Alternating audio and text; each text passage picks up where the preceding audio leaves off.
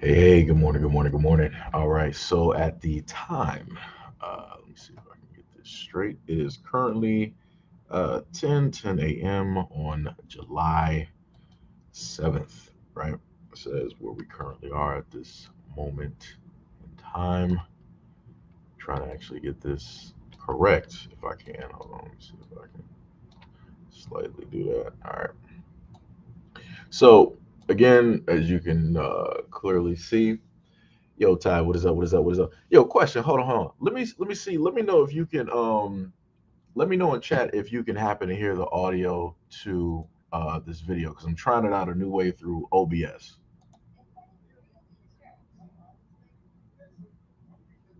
Let me know if you can hear the audio.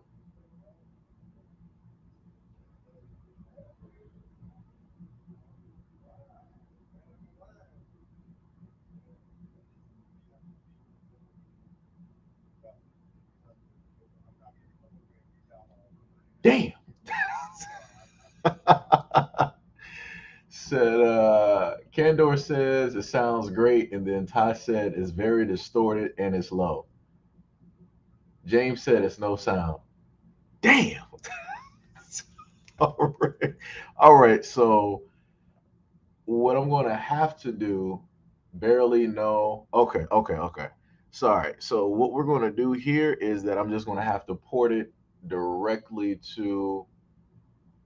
No, no, I had just stopped it for a brief moment. All right, so I'm getting a few yays and then I'm getting a few nos. So what I'm going to do is I'm going to port it directly through uh stream. Let me see if I can.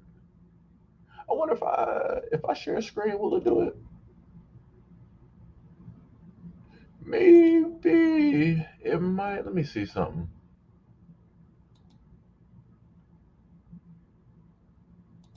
What if I do it that way? Right? Okay.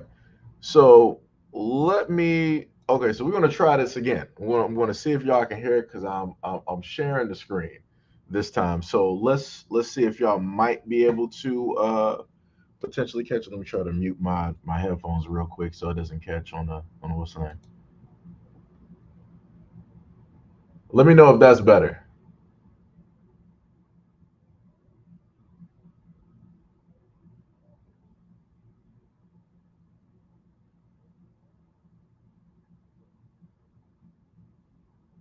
Can y'all hear it? Can y'all not? No sound at all. Ah, boy. All right. So what we would actually have to do then, so since that didn't work, take it off the screen. We would have to go to presentation. We would have to go to video file, right?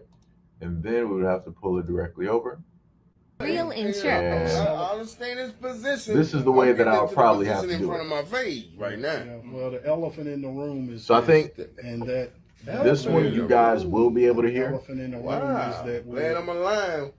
Let me okay. know yay or nay. Well, this we have to We deal got with the RJ in elephant here. in the What is up? room. What is The up? What is elephant up? in What the is up? room What's going To be on? honest that with you, look, I'm you're not finna giving come is up not here and give correct. y'all Okay, all my okay. money So that I that one make every works. month. I'm just sorry. I've been fair. Well, I we're All not right, put, looking all for right, you to I give all right. all put your money. $20 So a I'm just week, gonna pause it. and then some. I'm just gonna pause it at this, at this moment. I'm gonna rewind it. Let me see if I can pull that back for y'all. All right, so this is this is something that I've talked about. If you guys have been here long enough, you guys have heard me talk about the church um, for quite some time, right? And like I said, I'm not against people having anything like that. I'm not trying to make people like an atheist or whatever it is, right? The main thing that I've always stated to people is that people have a right to question certain types of things when it deals specifically, with the church. Um, in the video that you are going to hear, there are going to be four people that are going to be there. The main one that you see in the hoodie that's talking with the camera is going to be person number one, who is the husband, right? He feels that in a sense he is having money, stolen directly from him, brought by the church, and that they're trying to force him to tithe and and all these other types of things. And then they start trying to use scriptures in order to like, yo, the scripture says you got to do this, this, that, and the third, right? The person that you see directly in a corner, you can sort of like kind of see her head. That's his wife, who is the brother of one of the other two people in the room. And you're going to hear her periodically happen to state certain things, which I'll get into a little bit later, which are quite problematic. And then the other two men are the off camera, which you'll more than likely see them throughout the video. One is the pastor, and one is, I guess, the left hand of the pastor, or whatnot, or what have you. And they'll start to state some things that are also quite problematic as well, right? So let me just start this off. Also, shout out and much love and appreciation to everybody that is here at this moment in time to uh, listen to the nonsense, to the foolishness, right? I understand his position. Yeah. I'm getting into the position in front of my face right now. Yeah, well, the elephant in the room is this, and that. Elephant in the room. Yeah, the elephant in the room Wow. is that. Glad I'm alive. Okay. Well, we have to deal with the elephant in the room, and the elephant in the Pastor, room. I'm just be honest with you. Look, your I'm not giving finna come is up not here and where give it's y'all all supposed my to be. money that I make every month. I'm just sorry. I being fair. Well, we're not looking for you to give I all put your $20 a week, Yeah. and then sometimes Think about I it. feel good. I have $20 a week is like giving a Bro, dollar. can I say something? Is that your 10% of your earnings? That's my business. That's what it is. You get your 10%. I wrote it You down. get your 10%. I wrote it down what you every made. Sunday. Look here. Let me. I wrote it what Well, you she made. wrote what you make, and see, it does not reach. Well, I just see. I got to anything just close find me. to the I'm level. not finna let y'all attack me. Well, we're not. You know, I know robbery, strong arm. Let me do You it. know, you ain't finna rob me, and I'm agree to it. Well, let's talk about robbery in the book of Malachi. All right.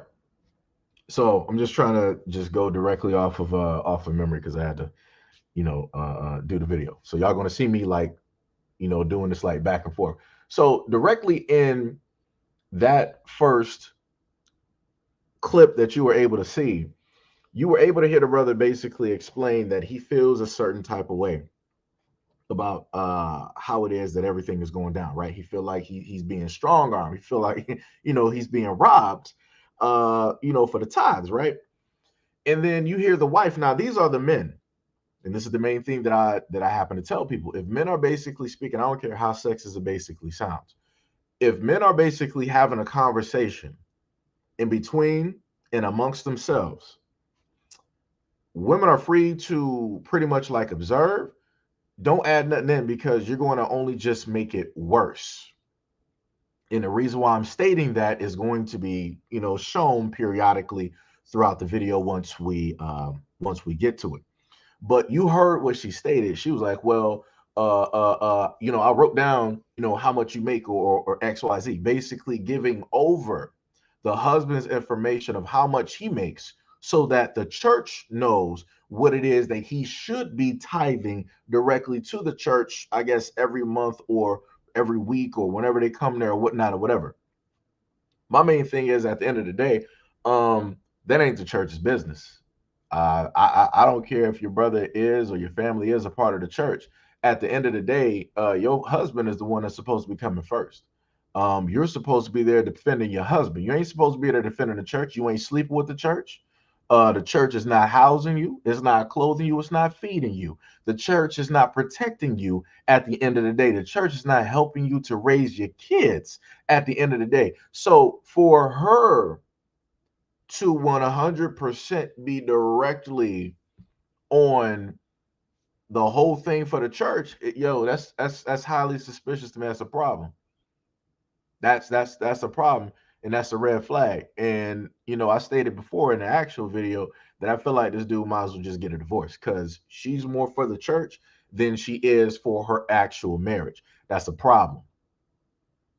That is 100% a problem. And again, you giving over personal financial information to other individuals who are not a part of the home. And then you're going to start to hear the pastor try to use the wizardry of the book in order to tell the man that, actually, let me explain some stuff to you about robbery and tithing, and let's just get back to it, right? See where the button at. Why is it so tough to find this button? Okay, there we go. It talks about, will a man rob God? He said, yea, ye have robbed me in your tithe and offerings. You know, that's where you rob. That's where robbery happens. Man, let me tell you something. I really don't even believe in the 10%. I'm gonna just be honest with you. I think that was man-made. You feel me? Because back then, when they came up with 10%, ain't nobody had jobs. So where the money come up with 10% at? Who told you folk didn't have jobs? What job was? Everybody paying everybody with apples and oranges and bananas. They had jobs. They had livestock. They had What black folks you know had livestock? Don't have to be black. They had a half a pig with one leg. Don't have to be black folk, but black folks had livestock all throughout. The ones that had sense. You got to pay them. You probably had it. You gonna have to pay them. I didn't have it. Let me share this. Let me share this with you because I'm not going to. And that's the pastor talking. And I'm not neither. Some money because the church is well taken care of before you came. Now let me just stop it right there. Now notice how again he tried to read the scripture. He was like, well, this is what really stealing from God actually looks like and is. And it's clearly explained, you know, directly in, you know, the scripture. And, you know, the reason why you tithe is X, Y, Z and yada, yada, yada. And then he made this main point, right? He was like, well, before you even came along, brother, the church was already well taken care of before you got here. So if that's the case, if that is the case, why are you worried about this man tithing? If the church is already well taken care of, if the church already got money, it don't even need money from other people, then why are you sitting up there trying to strong arm money directly out of this brother? And then you also got the wife in the conversation who is a brother, I mean, a sister to somebody else who was there. Why? Like it just seems like a den of thieves. That's for me. Like I said, now to the church people out there that might get offended, it is what it is. It is what it is. Like I said before, you can be offended on your own day. If you know I ain't talking about your church, then you need to back down. Because every fight is not for you.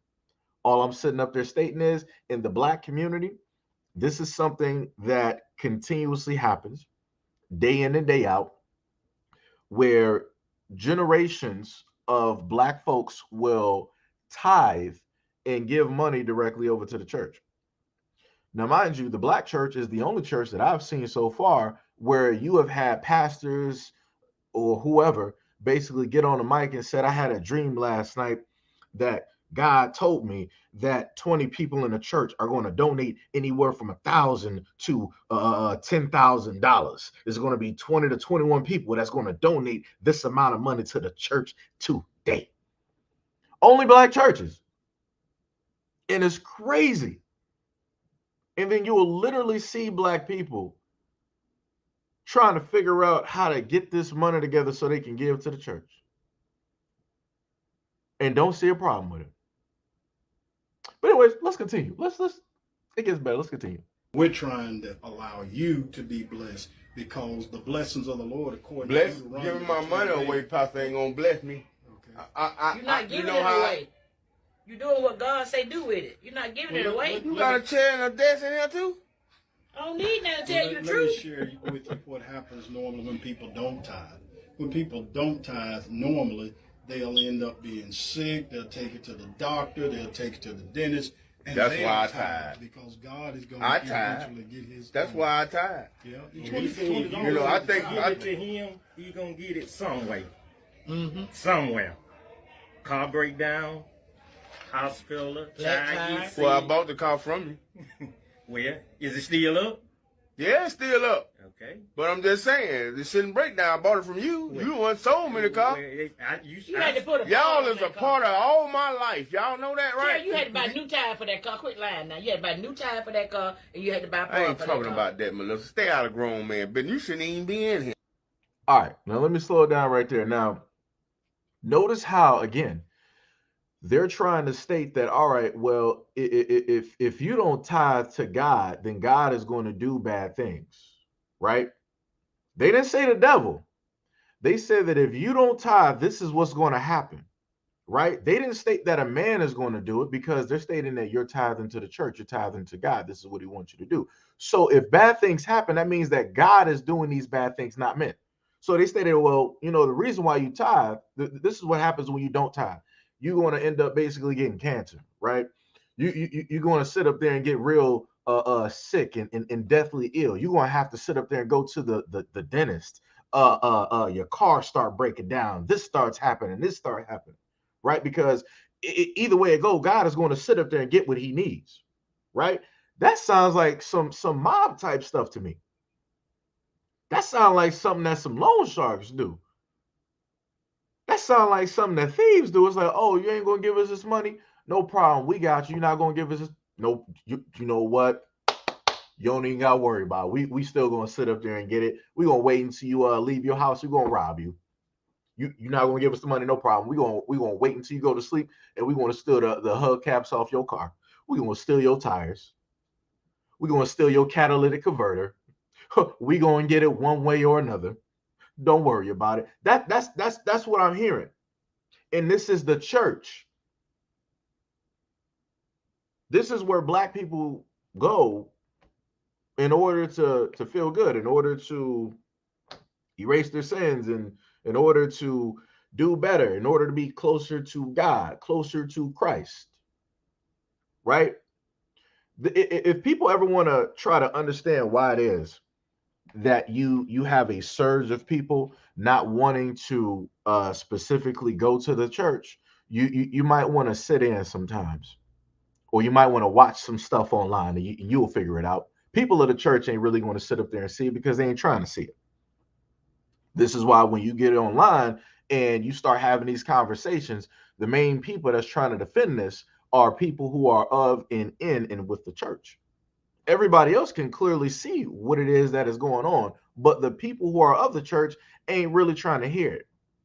They're like, well, they're men of God, they're this, they're that, all that other type of stuff. But yet you're trying to justify what it is that crooks are doing. I'm just saying. Like, I need somebody to explain. Like, this is all I'm saying, right? If at a point in time, right, let's say for me, right, I might not be directly in the church like everybody else, might not sit up there and go on Sundays and all this other type of stuff, right?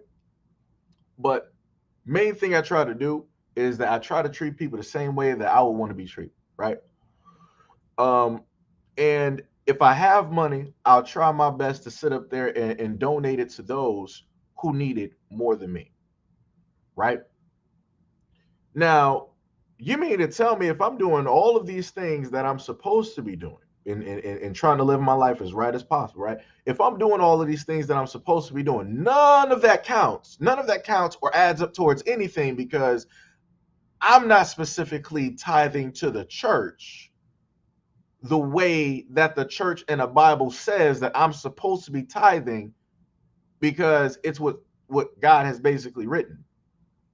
But nobody can still let me know what it is that God is doing with physical money, right? God made the universe, correct? God made everything in and around the universe, right? So why would a person that can create and will any and everything into existence need a physical type of currency that is man-made? It is not made directly from the planet of which God created. God created what? Diamonds, gold, silver, platinum, palladium, copper, all of these precious metals. Why would God need paper money that's not even backed even by the currency that he created? And what would God even what would God do with $1 million? Why would God even need it? So is God going to sit up there and take that money that you give him? Is he going to buy some new gold for like the pearly gates? Is he going to buy like the angels like some grills and some gold outlines for their wings? Is he going to make them like some cold angelic tattoos or something like come on now. That like all I'm saying is like, yo, I just need people to start like questioning some stuff. That's all I'm saying. It's just, like, yo, that's all I'm saying. Like this whole thing sounds crazy. And then going back to what I stated to y'all earlier, right, about the wife. So the brother's trying to explain. So you see the main man that's directly in the camera, right, that's been talking. The second guy that he was talking to is her brother. So he's trying to explain. He was like, well, I did sit up there and buy a car from y'all. And more than likely, that car was probably a few $1,000s. It's a used car, more than likely, as always. And that was probably a few $1,000s, if not more. So realistically, in a sense, he did, because that's a man of the church, he did tithe to the church. Thousands of dollars, probably more than a lot of the other flock have basically given along with their family. And then y'all consistently trying to ask of more from this man who originally already bought a used car from you. And then the sister come out of nowhere. He was like, yeah, the car still works. I ain't had no problems, XYZ, yada, yada, yada. And she was like, no, stop lying, stop lying. You know you had to sit up there and change them tires. You know you had to sit up there and buy brand new tires. Shut up. Shut up. Who is talking to you? Who? Like, why are you even speaking? Ain't nobody, like I said before, this conversation is between the three men that is in the office. She has no reason to be speaking on this topic. I don't care if she even knows details. It ain't your business to be speaking, because all you're going to do is interject yourself, and it's going to make it worse. Because this is when you're going to sit up there. I'm not sure, because I'm looking at the captions, because I can't really hear it. So I got to try to go from memory. But this is when or if the brother is going to start talking. He's like, yo, man, you got to watch how you sitting up there talking to my sister. That's my sister, and yada, yada, yada. Again, her mouth moving is making the situation worse than what it already is. This is why a lot of men sit up there and tell women, it's like, yo, if two men are talking, yo, just mind your business. Just stay quiet. You don't need to say nothing, because it's going to put the man that you're with in a whole nother position that he does not need to be in. But like I said before, a lot of women don't understand this up until it's too late. So let's just continue. I'm talking about my money, no way. Your money is our money. I put that money there for you and now, me. the part with me grabbing the collection box, I'm sorry, but some had went in there that belongs to me, and it took everything in me not to go in that so box. So what you're saying, you just want to change. Exactly. And everybody walking around acting like there's no change to be given. So, I wanted my change. I wanted my change. Yes, I wasn't finna put no whole $100 and I ain't got but $100 left. Tell Minister Jones about change in this church. We don't give change back. I know it. Y'all look like y'all don't get change. I talked to you about that Sunday before last. We don't give change. When you stick it in that box, I didn't stick it in there. Well, when your wife stuck it in there. Well, that ain't my hand. And let me. And I feel like I got robbed. I started calling the police. Let me straighten something up right now, brother Terry. That's my sister. Don't be talking to her like that. I don't refuse. I hate that. I've been listening at you talk to her all type of ways. Don't do that no more. You gonna have to speak to me personally. Now that's what I'm talking about. Because she decides that she wants to run her mouth and she wants to be against her husband. This has now put the husband in a whole nother situation. Originally, the situation was about the $100, right? And the wife decided that she wanted to put the $100 directly in the play, because she said originally that your money is our money. The husband was like, hold on. I did not put my hand there and put that directly in there, right? Basically stating that she had no right to do that, right? That was not his will. That is not what he wanted to specifically take place. He was going to give as much as he was able to sit up there and give. Like he told you before, I'm not about to give you my last $100 if $100 is all I got. Like I said, that makes sense. But when it comes to the church, they're like, no, just give everything that you got. And the Lord will sit up there and bless you. The Lord will sit up there and do this for you. The Lord will give this. The only people that I see making it in the church are the people telling other people to give over everything. So you got everybody that's on stage, the pastors, second pastor, whoever it is. I see all of them making money. I've seen countless videos of the main 1% of the church on stage, but like, yo, we just sat up there and gifted the pastor like a Bentley.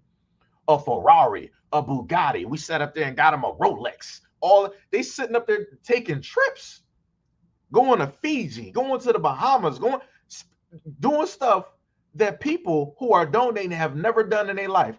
And I'm like, y'all don't see a problem with that? They're using and taking your money to live a lifestyle that you allow and afforded directly to them. But what are they affording to you? Nothing but wishes and hopes.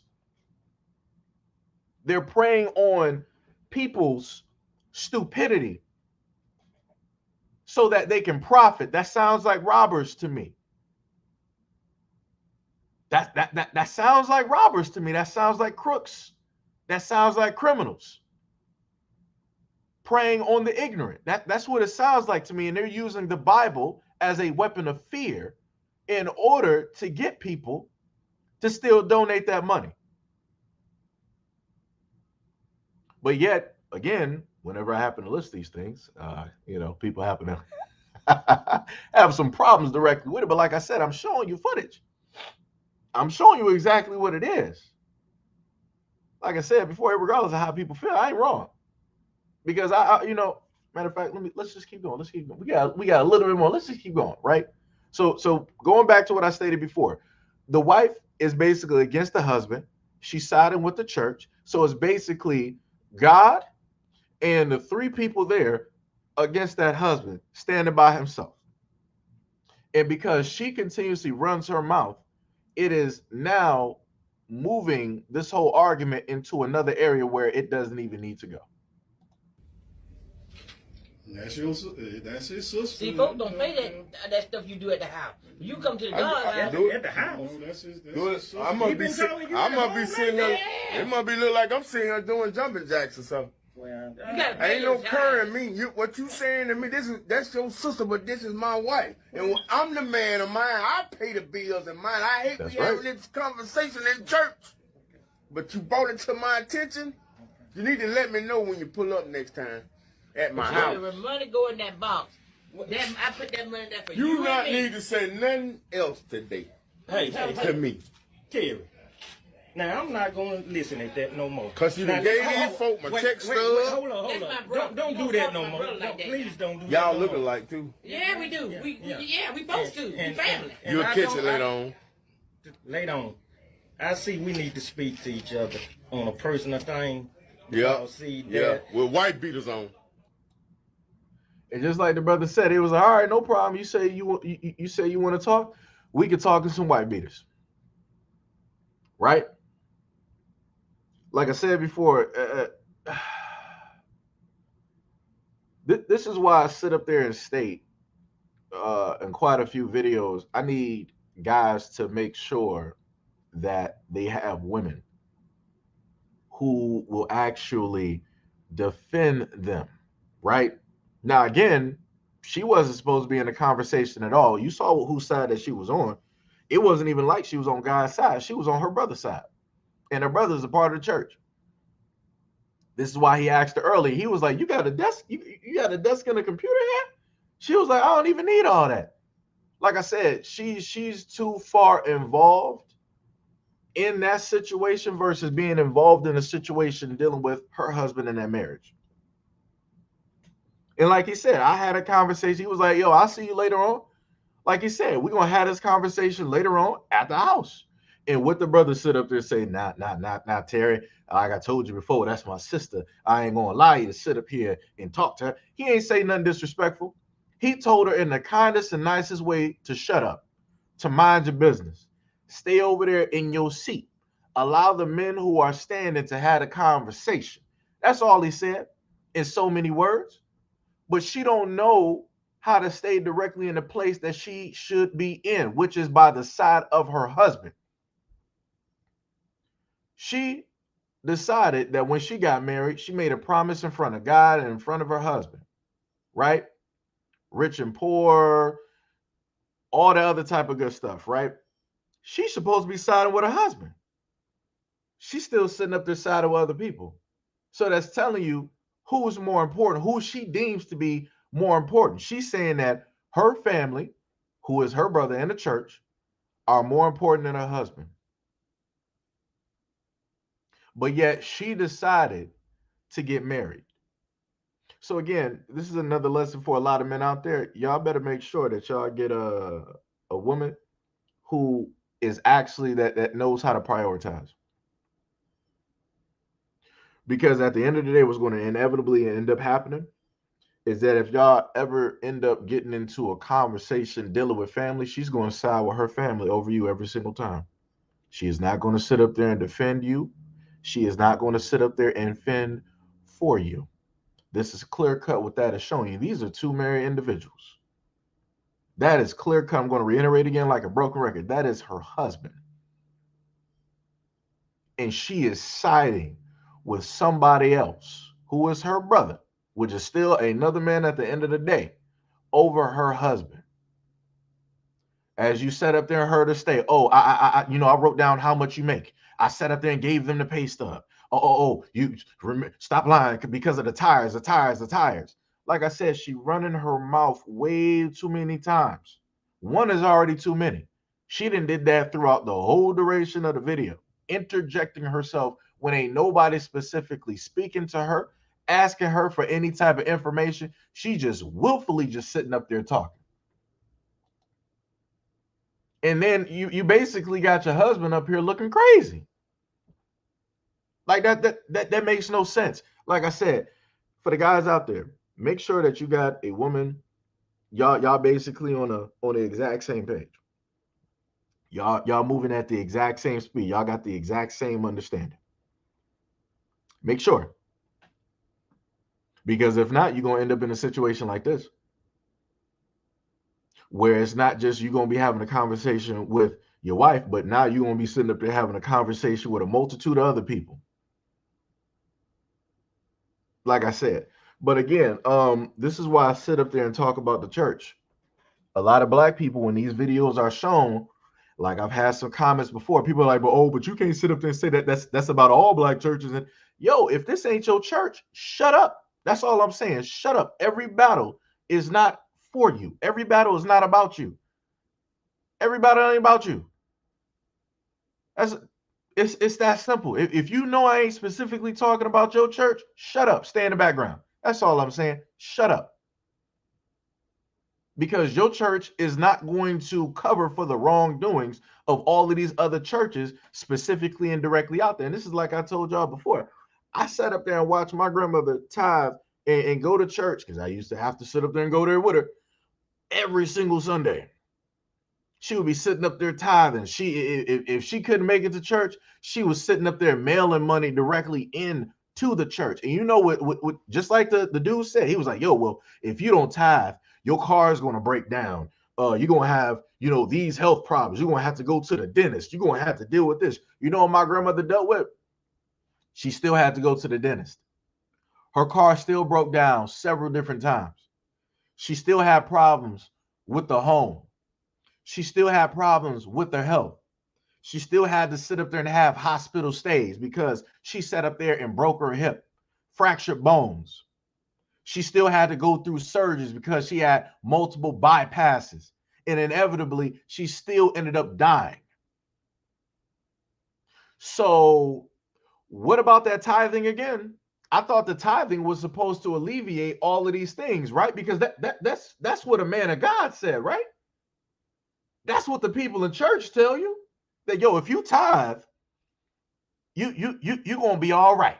You pretty much, if you tithe and give everything that you got, you're going to be immortal, right? That's pretty much how they try to present it, right? Because they tell you that, hey, if you tithe, you're not going to have health problems. You're not going to have car problems. You're not going to have to go to the doctor, right? But if you don't give over to God, right? Because he's telling you to, then God is going to get it one way or another. It's like, oh, okay, well, you don't want to give any money to me? No problem. The health that I blessed you with, I'm going to take that back from you.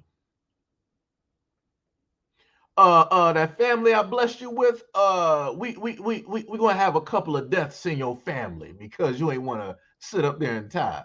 Oh, that hoopty that you got, oh, that's going to break down on the side of the road, or we're going to make sure it get T-boned and it's going to be out of commission. I'm going to take that back from you because you decided that, you ain't want to sit up there and tithe. Oh, you know that job you just got that you worked real hard for? Oh, you forgot the tithe, 2 Sundays ago. The Lord remembers that. I'm going to take that back from you because you didn't want to give to God. And nobody got a problem with how it is that these churches be using the word, be using the scripture, wielding it, the indoctrination that is going on, the cult-like behavior that is going on, where they got generations of black folks continuously giving money, and every single time that these churches come into the black community, it looks like heaven just opened up and just dropped it directly there, but the area around there looks like 9/11. Nobody questions that in the black community? Really? You got pastors sitting up there asking you to tithe to sit up there and buy them like a $60 million jet so that they can preach the word of God. So they can teach the Bible and touch others around the world. Really? You need a $60 million jet? Creflo? Dollar?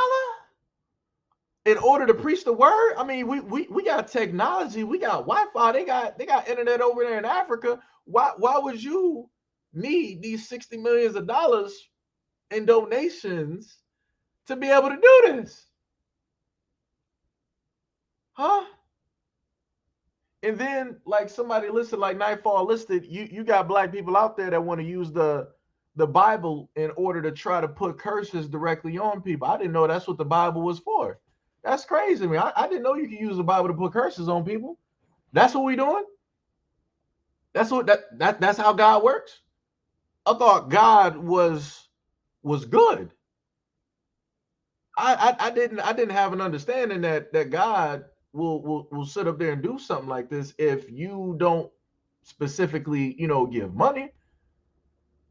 If you don't do these specific things, God is just going to strip everything from you. Now, like I said before, again, I'm not one of the same people like everybody else that goes directly out there to the church, every single day. What I try to do is, I try to treat my body as a temple, right? I try my best to look out for other people. I try my best to, speak some type of form of positivity into people. Try to give some type of respect and try to give some type of value into people, right? Because that's in a sense how I want to be treated, right? If I see somebody else's mother or grandmother out there, I treat them a certain type of way because in the hopes that, if I'm doing this, then, maybe somebody out there, if they see my mother, my grandmother, whatnot, they'll do the exact same thing that I'm doing, right? It's in that hope, right? That's where you're trying to put that energy so that it'll hopefully carry over. You don't know if it's going to do it or not, but you just hope by the good deeds that you're doing that it'll carry over, somehow in some way. But basically what I'm learning here is that even if I decide to do all of these things that I have been conditioned and taught throughout going to a lot of these private schools, that it still doesn't account for and it still doesn't matter for anything in the long run in God's eyes, because I'm not giving God physical money that was man-made. And nobody sees that as a problem. Nobody's questioning that. Like the brother said, I'm not about to allow you to sit up there and just agree to being robbed. I'm not about to do that. And you heard the rebuttal that but in the scripture in Malachi, it's set up there and said X, Y, and Z, and this, that, and the third. Again, he's using the Bible in order to justify a reason for taking somebody's money. It wasn't too long ago I gave y'all a story about Joel Osteen and his church. And how it is that inside of his church, a plumber came in and they told him that they were having a problem with the plumbing there. He was like, all right, no problem, I got you, right? So as he started working on the plumbing, he noticed some envelopes falling down. He was like, oh, this is weird. And then he broke down the whole wall, and you're talking about hundreds of thousands of dollars in envelopes that were being stashed in a church bathroom. Now, my question would be to Joel Osteen, who in your church is hiding these hundreds of thousands of dollars, and do your people know that this money that they've been tithing and giving over is being hidden in letters away from the eyes of God and being placed in this bathroom? Like I said, that again, nobody wants to question that. Nobody finds that weird that you have a church, a mega church, a multi-million-dollar church that is hiding hundreds of thousands of dollars that are being donated from the poor, from the middle class, given directly to the church for free, is being hidden. And they still didn't give an answer for how it is that they were like, oh, we don't even know how that's a mystery how that took place, but thank you for finding it. Wow. So I wonder how those tax documents basically look. You know, if they even do taxes. Like I said, I don't know if churches do taxes or whatever. I know churches get money from, federal or the state or however it basically works, right? They get money hand over fist, right? But I would wonder how those taxes basically look. I wonder how it is that they would even be able to claim that money. Like I said, you got 300 plus grand just in envelopes in a bathroom just hitting there, and nobody questions. I wonder what God would have to say about that. But I'm pretty sure that somebody in the church would have a scripture to justify why it is that Joel Osteen would be able to hide money in the church, right? I guess he was hiding it from the devil, right? I guess he was hiding it from the eyes of Satan, right? Because we always know that Satan is up to no good, right? Thank you. Country Boy said churches don't pay taxes. It's all tax-free. That's even worse. I might as well start up a church. I'm just going to be real with you. I might as well start up a church. I might as well start up a church. Everybody else is sitting up here doing it and getting paid. I might as well sit up there and get with the foolishness too. Man, that is so crazy. That is so crazy. That is so crazy. Like I said, you got all of these churches directly out here continuously doing this to the black community and to black people, and black people ain't saying nothing. And then how desperate the churches are basically getting now is the fact that because some people, pretty much the older generation, they're going off to better pastures, right? And the ones after, the ones before, right, meaning their children, they're like, we sort of kind of not really in the church. I'm talking about the ones that are basically like the 40s and the 50s and the 60s, right? They're like, I ain't really, trying to really see church like that, at this moment in time. And then their children are like, yeah, we ain't really doing this church thing. It's for the birds, right? So this is when you got the churches now, they're trying to be all inclusive to everybody. Because they're at the point in time, it's like, well, we can't sit up there and judge people like the way that we used to. We need to bring everybody directly in here. We're going to bring and accept everybody from every community. But then when you start going through those scriptures, how are you going to say that you fully accepting the people when the scriptures speak differently? Or at least the scriptures that you cherry pick say differently. And that's the other thing that I got with the church that I've always had a problem with. All of the words that people like to use, people like to cherry pick certain things. Because if you were to realistically try to follow the Bible to a T, everything that we're doing right now, we should not be, we're all pretty much condemned to hell. Everything that we're doing right now, we should not be doing. We realistically shouldn't be doing it at all. Should not be doing it at all. At all. If you got a favorite celebrity or cartoon character, you are basically idolizing somebody else other than God. That should not be your favorite. That person shouldn't get you excited. That person should not be able to insert energy or life directly into you. It shouldn't be able to make you feel a certain type of way other than God and the words of God. That's it.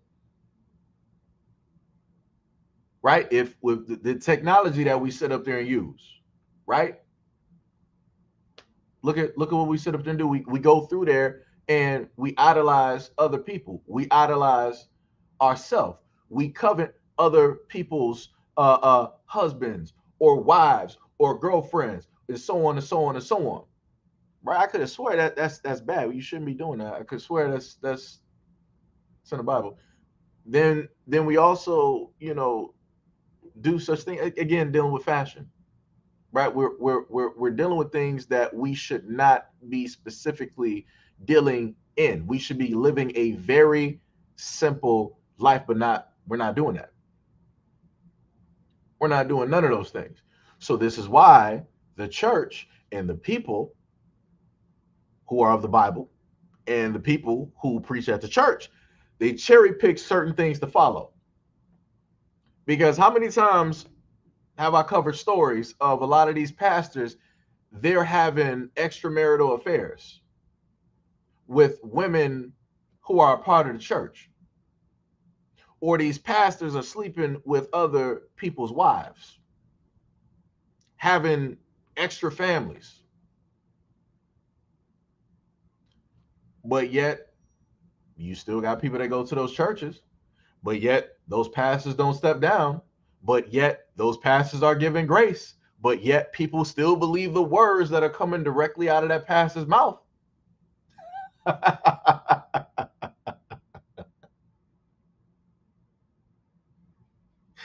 The foolishness that is literally allowed is crazy. It's crazy.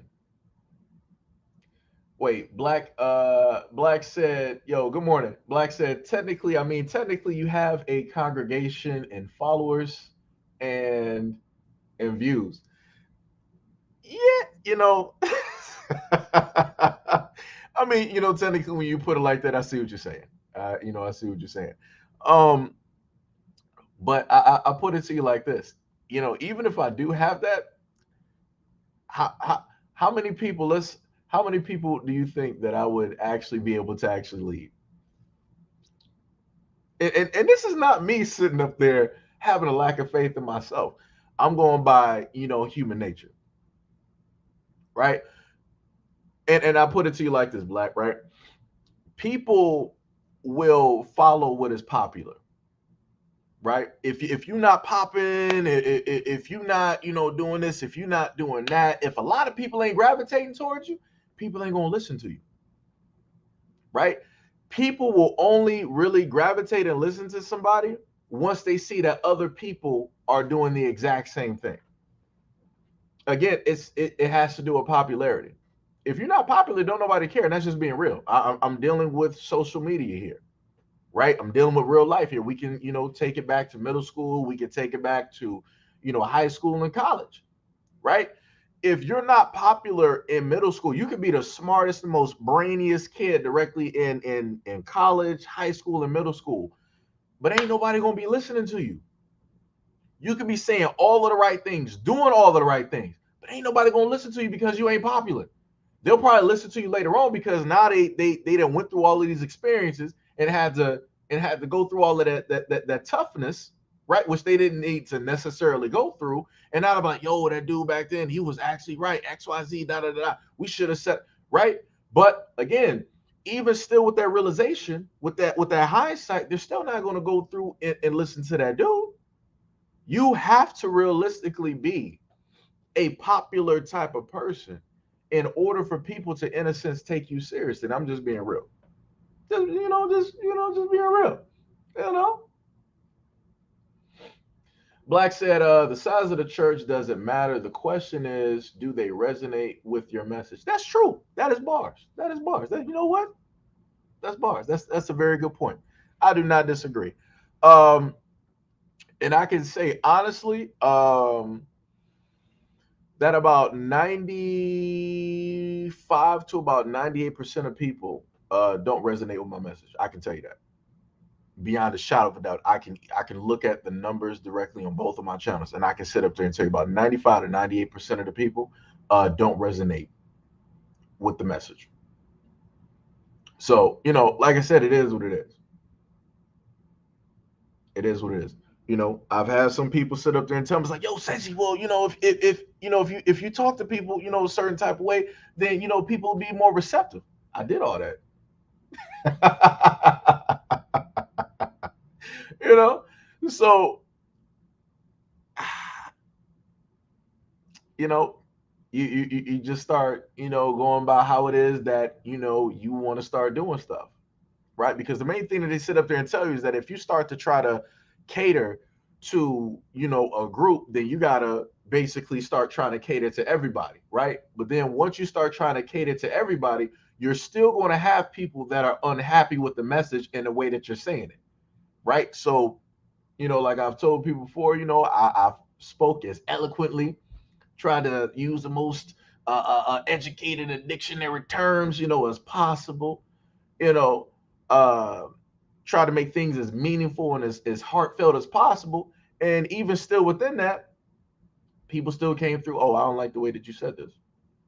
You said this wrong. I don't like the way you speaking on this or speaking on that. Matter of fact, I disagree with this. I would 100% disagree. Like I said, no matter what you do, you know, people are still going to, you know, disagree with it. So, you know, you know, it's crazy. It's crazy. Yo, K5, what is up, brother? What is up? What is up? What is up? D Shay, what is up? What is up? What is up? Good morning. Good morning.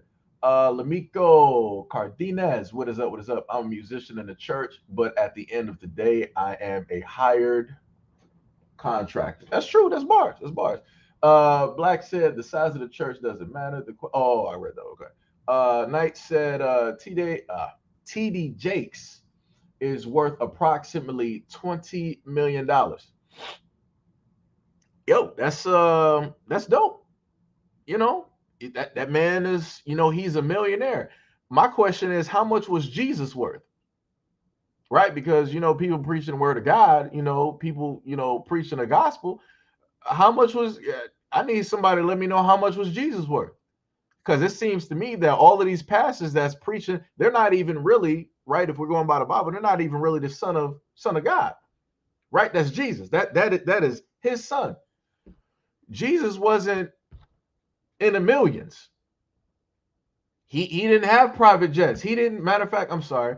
Jesus wasn't walking around in like golden sandals. He didn't have no golden Hermes, you know, sandals, right? He had those Moseses. That's what he had. Them 40 days and 40 nights. That's what the man was sitting up there walking in, right?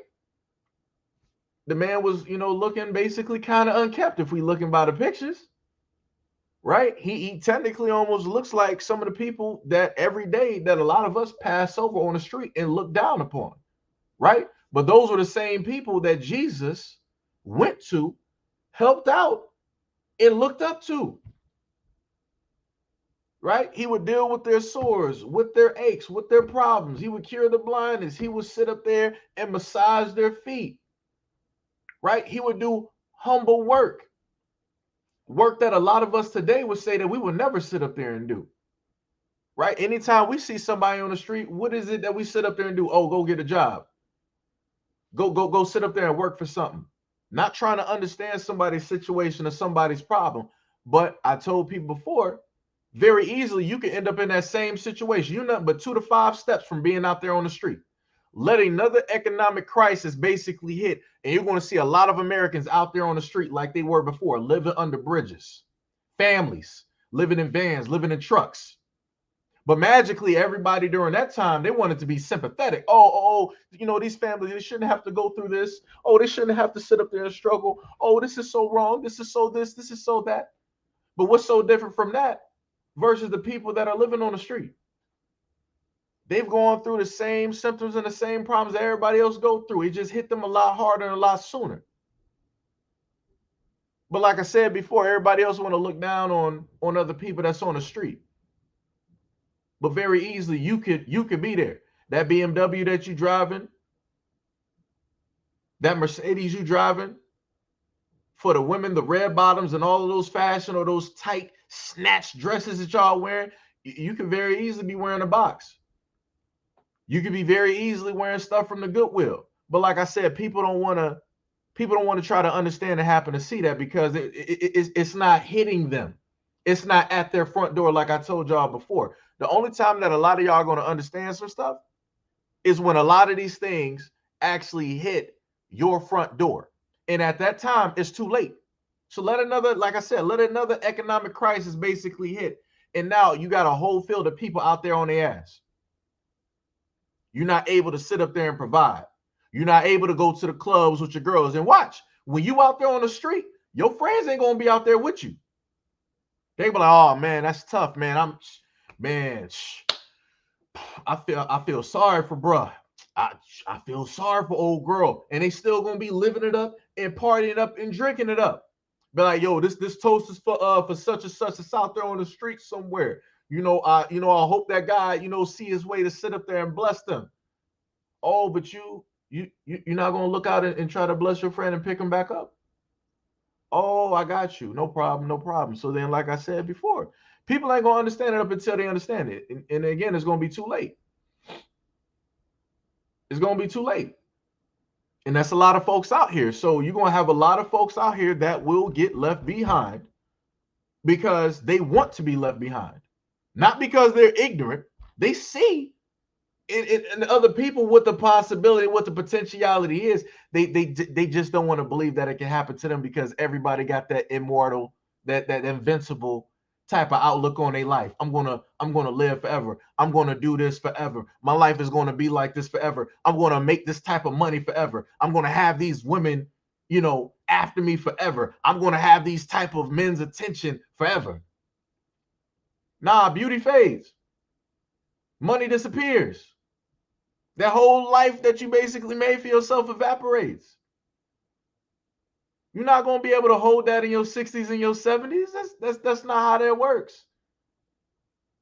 And then that's not even talking about the potentialities of what potential, health crises that you might suffer going up in age, as we all know what happens.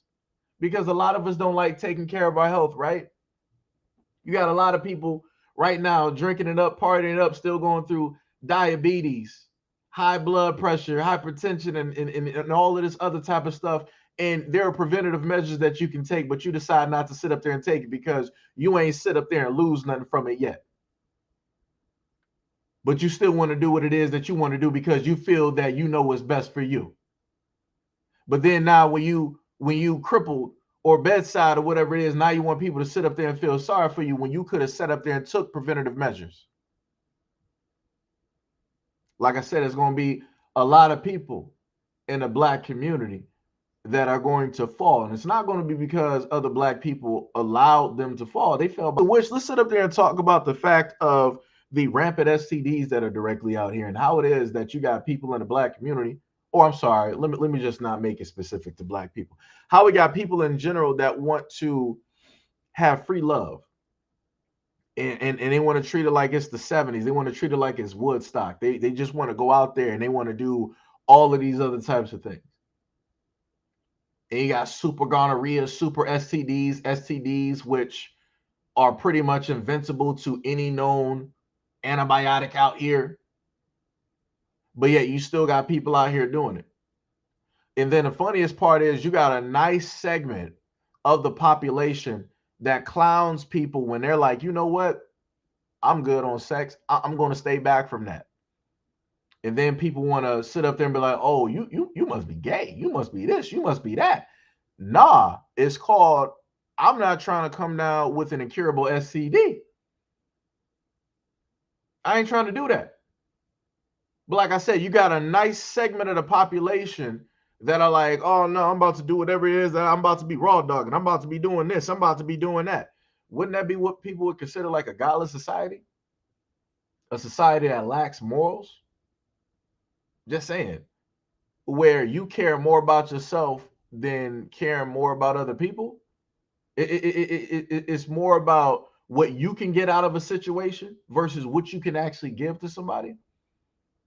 So a lot of people out here are pretty much like sex, alcohol, and drug driven, attention driven.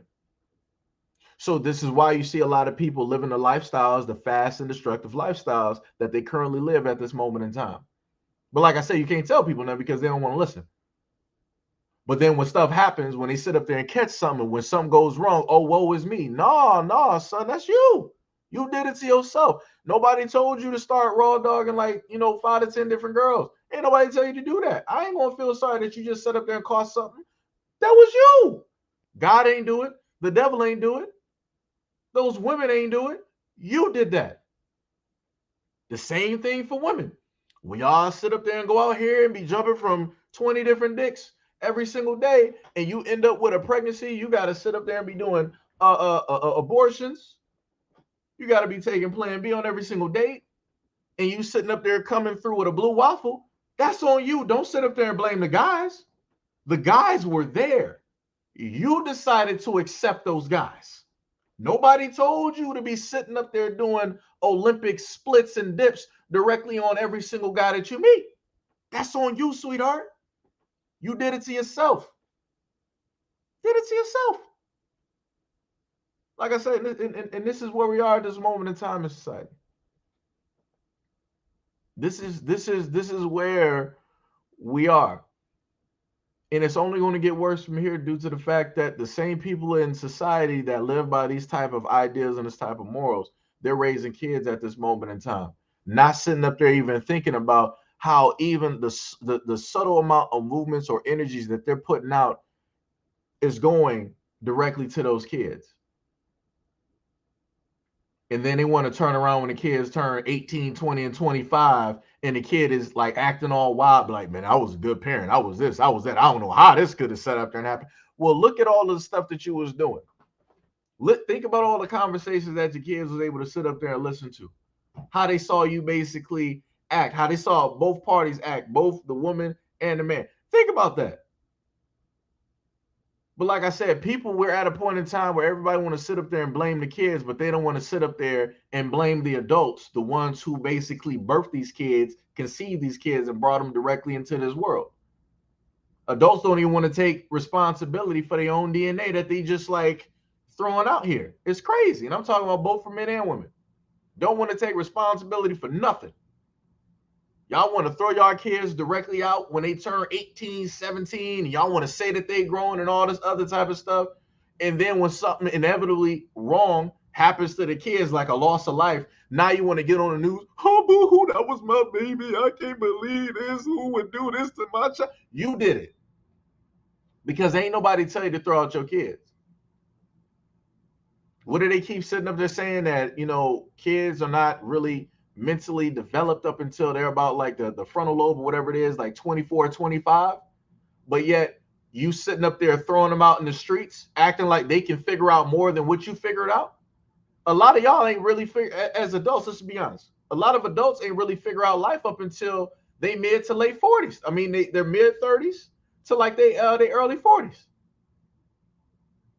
So you expect kids who are 18, 17, 16 to get thrown out the house and to basically figure all of that out, that it took you a portion of a lifetime to figure out just like that? Y'all crazy. Y'all crazy. Y'all crazy. And y'all wonder why it is that a lot of these kids ain't trying to sit up there and listen to nobody. Look at the way that y'all sit up there and treat them. Look at the way that y'all sit up there and talk to them. Look at the things that y'all sit up there and do to them on social media.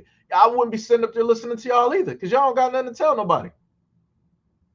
A lot of y'all still ain't living y'all lives right. So what you expect your kids to do? They're going to mirror that image. A lot of y'all ain't sit up there and good to your husbands. So what you think the kids going to do? They ain't going to be good to their father. A lot of y'all ain't good to your wives. So what you think the kids going to do? They ain't going to be good to their mothers. And then that's not even talking about the fact that a lot of y'all ain't even decent to your own parents. So then what do you think that that's going to sit up there and do if they see how it is that you're treating like grandma and grandpa? They're going to be sitting up there treating you the exact same way you treat them. Like I said, it's crazy. But again, all of this basically circles back to the church and how it is that certain things are used in order to instill fear. How it is that people don't question a lot of things. How it is that people don't take responsibility for a lot of the things that they put out there and do.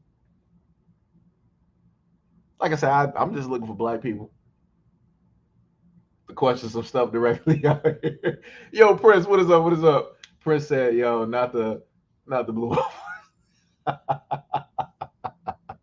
Like I said, those who don't know what that is, you'll know if you happen to you'll know if you happen to look it up. Like I said, I had to do in health class.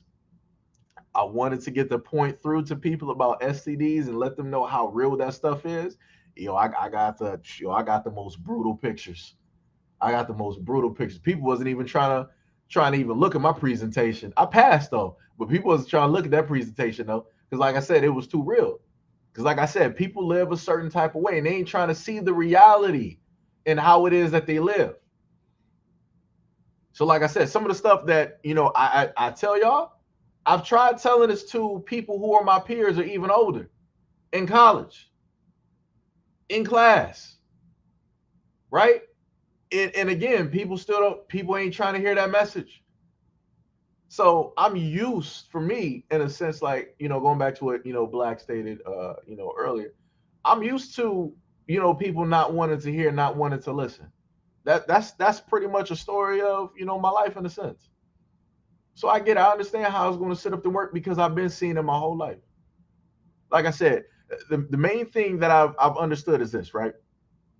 And this goes for everybody who's listening. At no point in time can you sit up there and love somebody more than they love themselves. That's a fool's errand. The moment in time that you decide to invest that much energy in a person, it's wasted energy. They're not going to sit up there and respect you. They're not going to deem you as a valuable person. They're not going to sit up there and do it. The person that they will value is a person that never put any energy directly into them, but they give them just this much of attention, right? So you're giving a person this much attention, right? They're not going to value that. But a complete stranger who just gives a person this much, they'll treat them like gold. They'll hang on every single word that they sit up there and state. And this is why I sit up there and tell people that it's you need to start spending more time, and you got to start becoming more selfish with your own energy. You got to start really investing more in yourself, because at the end of the day, you're the only person that's going to take care of you. You're the only person realistically that's going to invest in you. You, like I told people before, like, yo, it's going to be a lot of lonely walks. There's going to be a lot of journeys directly out here that you're going to have to take by yourself. Your friends ain't going to be sitting up there with you. Your family ain't going to be with you. Your significant other ain't going to be sitting up there with you. It's going to be you sitting up there taking that journey by yourself, because only you see that dream. Only you see the pot at the end of the road. But like I said, a lot of people are afraid to take that walk because they feel like it's wrong to do it. They feel like they got to bring everybody with them. No, you don't. No, you do not. You do not have to bring everybody with you, because everybody don't deserve to sit up there and come with you. And that includes your family. Everybody don't deserve to sit up there and go on that journey. So then when you sit up there and make your millions, and then you see your whole family like, yeah, we finally made it. It's like, no, we didn't. let me go back, 3 to 4 years, 5 years, 10 years. Let me see who was taking that walk. Let me see who was struggling on bills. Let me see who was sitting up there struggling, trying to keep up a relationship while trying to sit up there and chase a dream. Let me account for how many people didn't believe in me. Let me account for how many people didn't show up for me. No, we all didn't sit up there and make it.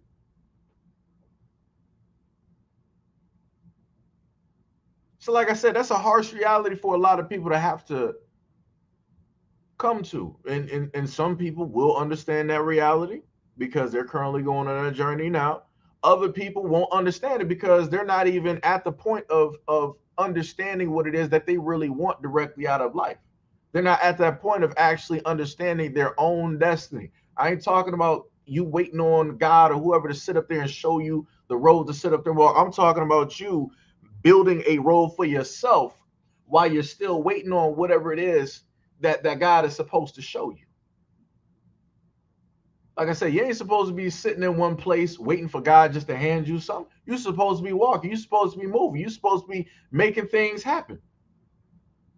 That's how you get on that road to where it is that you are supposed to be. That's how it is that God is going to sit up there and give you those things.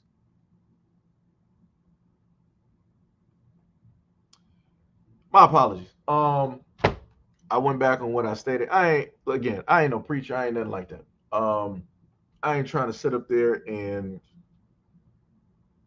preach God or anything like that. That was not what I was trying to sit up there and do.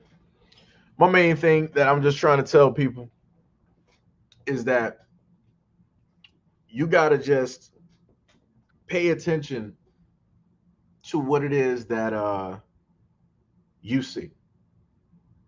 Right? You got to put a lot of energy and effort in yourself because ain't nobody else going to sit up there and do it. And don't nobody have to sit up there and do it. So don't get mad about it. Right? Don't if you got dreams and aspirations out here and you got friends and family that don't sit up there and believe in you and all that, don't sit up there and get mad. I understand you want to get emotional at the first part. I get that part. Right? I've been there. I get that. But at the end of the day, this is your journey. This is what what you're doing for you. This is the road that you built for yourself. You can't get mad if don't nobody want to sit up there and walk on the road that you just freshly built. You can't get mad at that.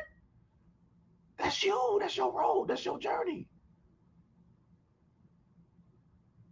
Right? So, that's all I'm saying. Just make sure beyond anything else that you have the utmost love, respect, and value and belief in you. Again, like I said before, you cannot love somebody more than what it is that they can love and do for themselves. That person has to love themselves first before anything else. Just like you got to love and believe and respect and have faith and belief in yourself and anything that it is that you want to sit up there and do.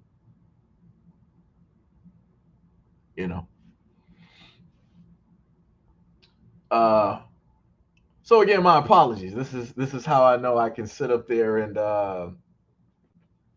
I see a lot of people happen to drop off. Like I say, it is what it is. Some people will hear, what it is that I'm saying. Other people will be like, let me turn this off. I got what I needed directly out of this. Let me just turn this off.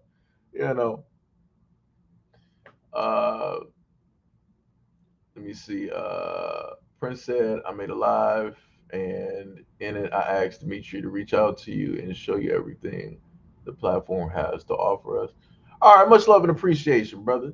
Shout out to Prince for all of that hard work and dedication. Shout out to Prince. Brothers out there. That brother's out there. Tia said, we still here. Said, no, I see. No. I see y'all. Like I said, some of the normal people, I know, some of y'all gonna be there. I know that. I'm looking at I got like two different views. Y'all can't like really see it. So on the secondary channel, I think that's where some of y'all are coming from. It's like 13 of us here, right? And then I had about like 50 close to like 60 on the original channel. So it dropped all the way from like basically at a high point of like almost roughly 60 down to like 30. That's what I'm talking about.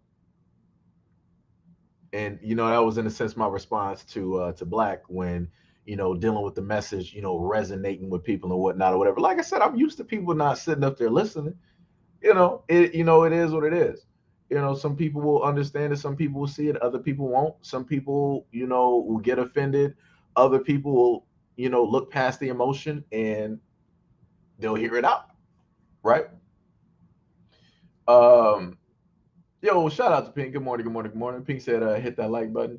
Lamiko said, damn, Seji, the lonesome journey you're talking about is what I discuss with my wife at times in our marriage, because sometimes that journey of self-awareness is lonely one, even in a relationship. Yeah, it is. It is. It is.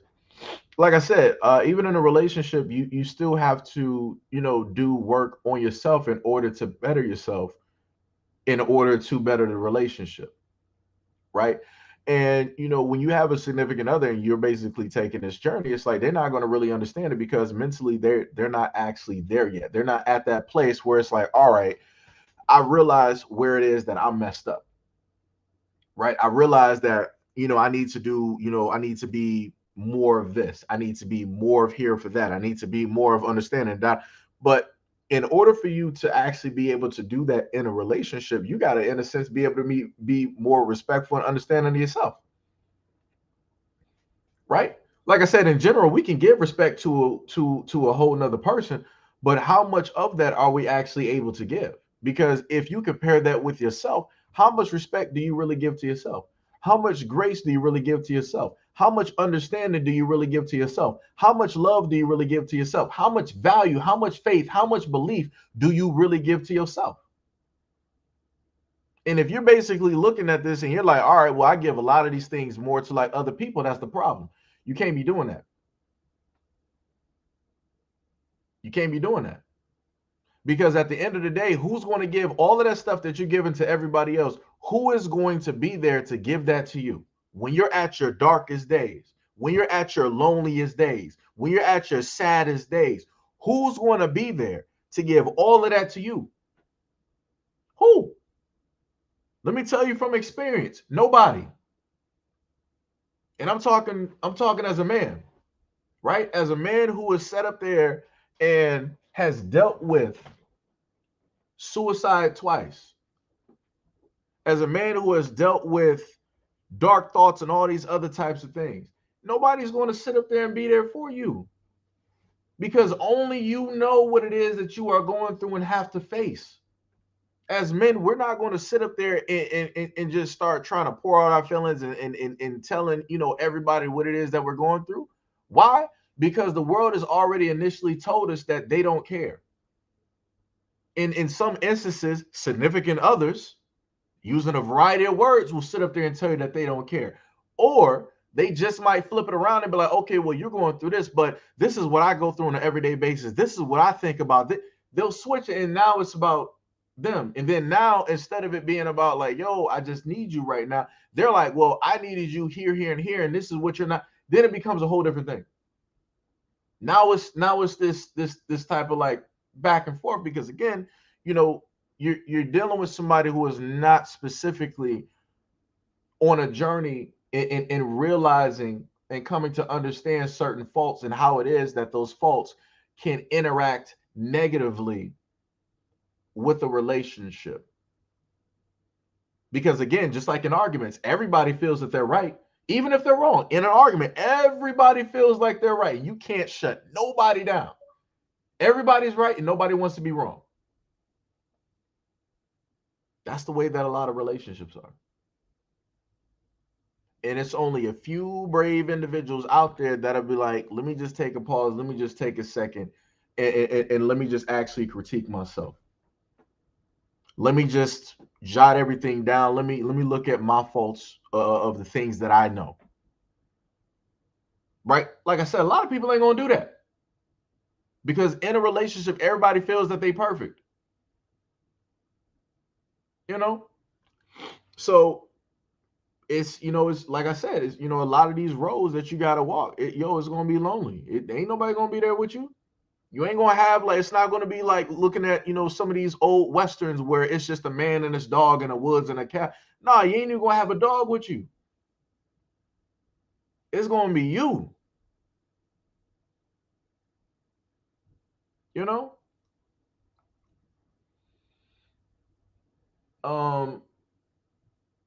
Let me see. Till said, this is the black man's struggle with going to church these days. How can we lead when people in the church is trying to stop us? I don't know what to tell you. The only thing that that I would be able to say is that, you just got to try different ways. Right? Because if you want to have a militant, I put it to you like this. If you want to have a militant mindset about how it is that black men should be, the main people that are going to be the opposition against that is going to be the church. They'll start bringing out scriptures. Oh, we shouldn't be violent. We shouldn't be this. We shouldn't be that.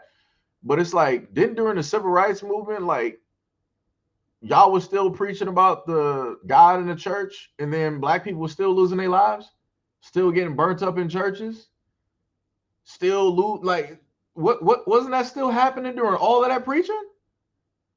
Wasn't that still happening during the time of Nat Turner during slavery? Like, so I'm like, I'm trying to figure out at what point are all of these holy words supposed to actually cover black people and make sure that none of these things happen. Because again, I've seen generations of black people give their lives over to the Lord and they still lose.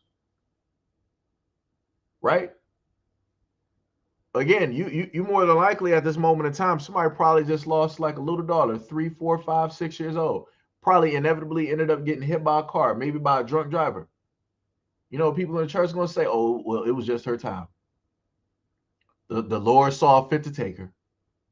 That's not a reason.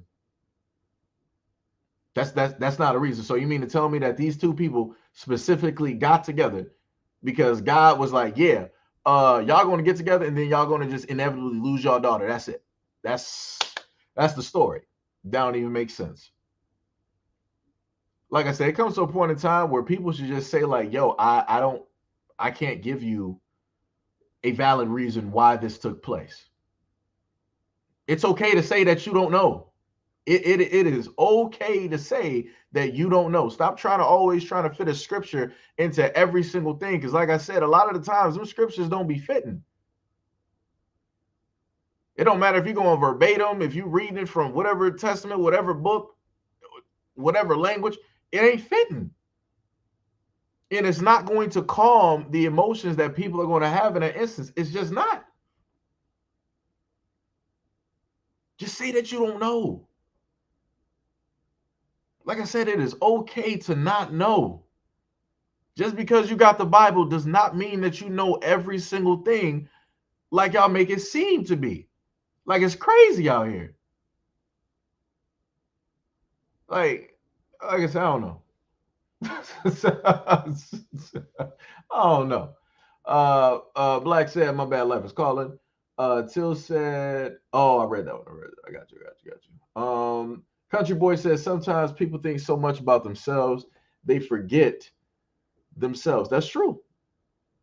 That's true. And I try to tell people that I'm like, yo, you gotta, especially like I say this for any black men that are basically listening. I'm not even sure how many we even got here in both of these chats at the moment in time. But for any black men that are basically listening, like, yo, y'all gotta love yourselves, man. Like realistically, it ain't nothing wrong with you sitting up there loving yourself, caring about yourself. It ain't nothing wrong with you sitting up there forgiving yourself. Like, yeah, you might have done some jacked up things. You might have treated some people wrong. It's like, yo, all right, it's a mistake. You learn from those mistakes. You just know, all right, I did this in the past. I ain't going to sit up there and do this again. I'm going to do better than what I did previously. That's what you sit up there and do. You don't sit up there and relegate and hold yourself to all of these past images of what it is that people basically think of you. You move towards the future. You move towards where you want it to be, not what people identify and want you to be. That's not what it is. And I see a lot of men out here do that every single day where they're living in the mistakes of the past because they're allowing people to hold them there. Stop allowing people to sit up there and hold you in places where you know that you don't belong. Like I said, if people want to be in the past, lead them in the past. That's where they should be. They're in the past for a reason. They see an image of you for a reason because that's all they want to see. They don't want to see the best in you. They don't want to see better in you. They don't want to believe that you can do better. They don't have the faith and the value and the respect to actually have the foresight to be like, you know what? This was him then. I know that somewhere within him, he can be a better person. Like I said before, you got to be the one to sit up there and see that within yourself. Nobody else can do it. No woman out here can sit up there and do that for you either. You got to be the one to sit up there and see the best in you. A woman can sit up there and bring out the extra. A woman can bring out the extra in you, but you have to be the main person, the main one to bring out that whole 90, that 95%. You got to be the one to do that because only you understand you. No woman out here knows you better than you know yourself. You know your faults, you know your stumbles, you know your triggers, you know what makes you happy, you know what makes you angry, you know what can get you moving, you know what can make you, you know the inner workings of you. Again, stop allowing people to sit up there and hold you to like some past events. Stop doing that. Stop doing that. Don't allow people to do that to you. Like I said, I need men out here to start moving forward. I need y'all to sit up there and really start mentally working on yourselves and building yourselves up. Just being real, like, yo, like, stop. Because the moment in time that you allow people to hold you into the past, that's all you're ever going to be. Because you allowing whole individuals to literally gatekeep and have the keys to like your future and your potential. How does somebody have the keys to your future? How can somebody dictate to you what your potential is other than you? Like I said, like, yo, man, you know, like I said, I need a lot of dudes out here to start loving and respecting themselves. Because the moment in time that you start investing in yourself and you start loving and respecting yourself and pouring that value directly into you, other people are going to sit up there and do the same without you even having to look for it or even having to sit up there and ask for it. People are going to sit up there and do it because they notice to see the work that you're sitting up there doing. Again, if you got friends and family or whatnot that want to see you directly in the past, it is what it is. It is what it is. But it ain't your job to solidify that or to give that justification on why it is that they can sit up. That ain't your job. That ain't your job. Your job is to be the best version of you every single day and to keep striving and to keep working on you and to keep building yourself up. That's what men do. And regardless of whatever it is that society is dictating, whatever it is that these podcasts are sitting up there dictating, that's what you're supposed to be sitting up there doing as a man.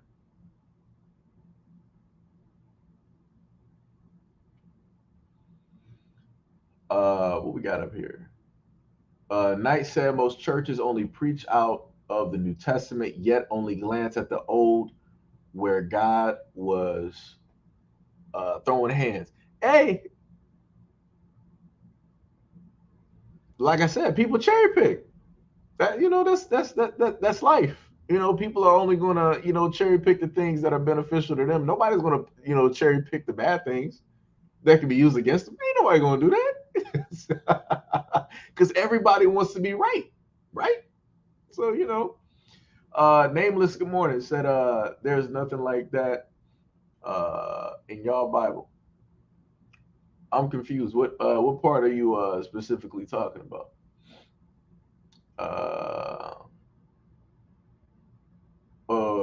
So you said above, you said you shouldn't help people because they might be able to help you. When I think you meant that you should help people because one day they might be able to help you. I think that's what you were saying, in a sense. As I stated earlier, like I said, I think you might have came late. But I've stated that even though I'm not basically in the church like some other people, you know, I don't know the pastors and I don't know the Bible back and forth. I've gone through some schools throughout my lifetime. And for me, I felt like that was enough. I got, you know, the main things that applied to me, that I felt that applied to me, and that I was going to carry, right? And I basically, in so many words, have stated that you, in a sense, would treat people the way that you want to be treated, right? Because you never know what could potentially happen, right? Very easily, any of the people that are on the street right now, I could easily be in a place, right? But then I sit up there and think back. I'm like, yo, why ain't anybody? People see me on the street. Why ain't nobody sit up there, you know, helping me and nothing like that? People see me, but it's like, let me think back. Did I sit up there and try to help out somebody else? Did I try to hear somebody else's story? Did I specifically take out time for them? So if I didn't take out time for them, Why would anybody take out time for me? Right? And this goes back into the whole other thing that I told people about when it deals with energy. But like I said, that's a conversation for a whole nother thing, because people ain't, you know, directly on that spectrum. And like I told people before, many times on both platforms, I'm going to sit up there and walk with people where they are. So if people have a certain understanding of something, fine. I'll just sit up there. I'll walk with you on that. I'm not going to sit up there and try to move you in a different direction. I ain't going to try to do this, that, and the third. You say that this is your understanding, this is where you're coming from, and this is how you, so be it. That's the understanding that we both have. I see it this way, you see it a whole different way. And we just disagree. Right? Lamiko says Seji has found his calling, the ministry of spiritual conversations. Don't do that to me. Nah. You know, a while ago when I was younger, but that was only because I was in the, dealing with private schools and whatnot. I thought about it because I had a pastor that I looked up to, and that I sat up there and listened to. I was like, you know what, this it don't seem too bad to sit up there and do. You in a sense doing something good and trying to help other people do good. I was like, yeah. And then I stood up there, I got into the real world and I started looking at things and I'm like, yeah, all of this got it's too much corruption. It's just like, I wanted to be a lawyer. And then I saw what was going on in the real world and I'm like, yeah, this ain't looking too beneficial. It don't look like I can really do a lot of good trying to help the right people. Right? Because the funniest thing is, if you help the wrong people, you'll make the most money. Right? And if you help out the most innocent people, you don't pretty much get anything directly from it. But that's from the money standpoint, right? Because in this existence, that's the main thing that everybody cares about, money, right? Because we got bills and all these other types of things, right? But if you switch it and you look at it from an aspect of doing good and helping those who need to be helped, right? If you're a lawyer and you're basically doing things pro bono and you're helping to expunge somebody's record who is innocent, you're helping innocent men basically get out of jail, and you're able to find this evidence to release somebody who was locked up innocently for 30 years for a crime that they never committed. It's like you're doing a amount of good that can't even be registered. You can't even try to like quantify the amount of good that you're actually doing, because it's not just that one deed that you're doing, it's that one deed multiplicative, because you're helping this person, but that energy is going to resonate to other people that are around that person. That's going to basically in a sense return maybe some type of faith or some type of hope that people may have lost originally because of what happened to this one specific person. So then within that one life that you just touched, you might have just touched 10, 15, 20, 50, or 100 lives just by that one thing, in comparison to if you're a lawyer and you're just working for the worst of the worst people. It's like, no, you just basically touched that one person. You got something. You got instant gratification. Like you made sure that person was going to stay out of jail, even though that that they're guilty, and you got instant gratification. And that's as far as it goes. So now, in order to continuously get that gratification, you have to keep going after the keep working with criminals, keep making sure that they stay out of jail, keep making sure they stay out of prison, get them out of prison, right? Even though you got all the evidence basically says that this person is wrong, you have to keep doing this in order to get that instant gratification, right? So you got two different sides, of the coin when you're dealing with, those instances. But Michigan said 100%.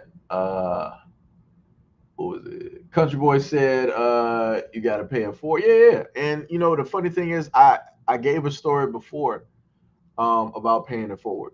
And regardless on if people feel a certain type of way about it or not, it is what it is. I did what it is that I wanted to sit up there and do. Right. So a while ago, this is an old story. Some of y'all that have been here have heard it before. I still got the card upstairs. I would probably have to go find it, right?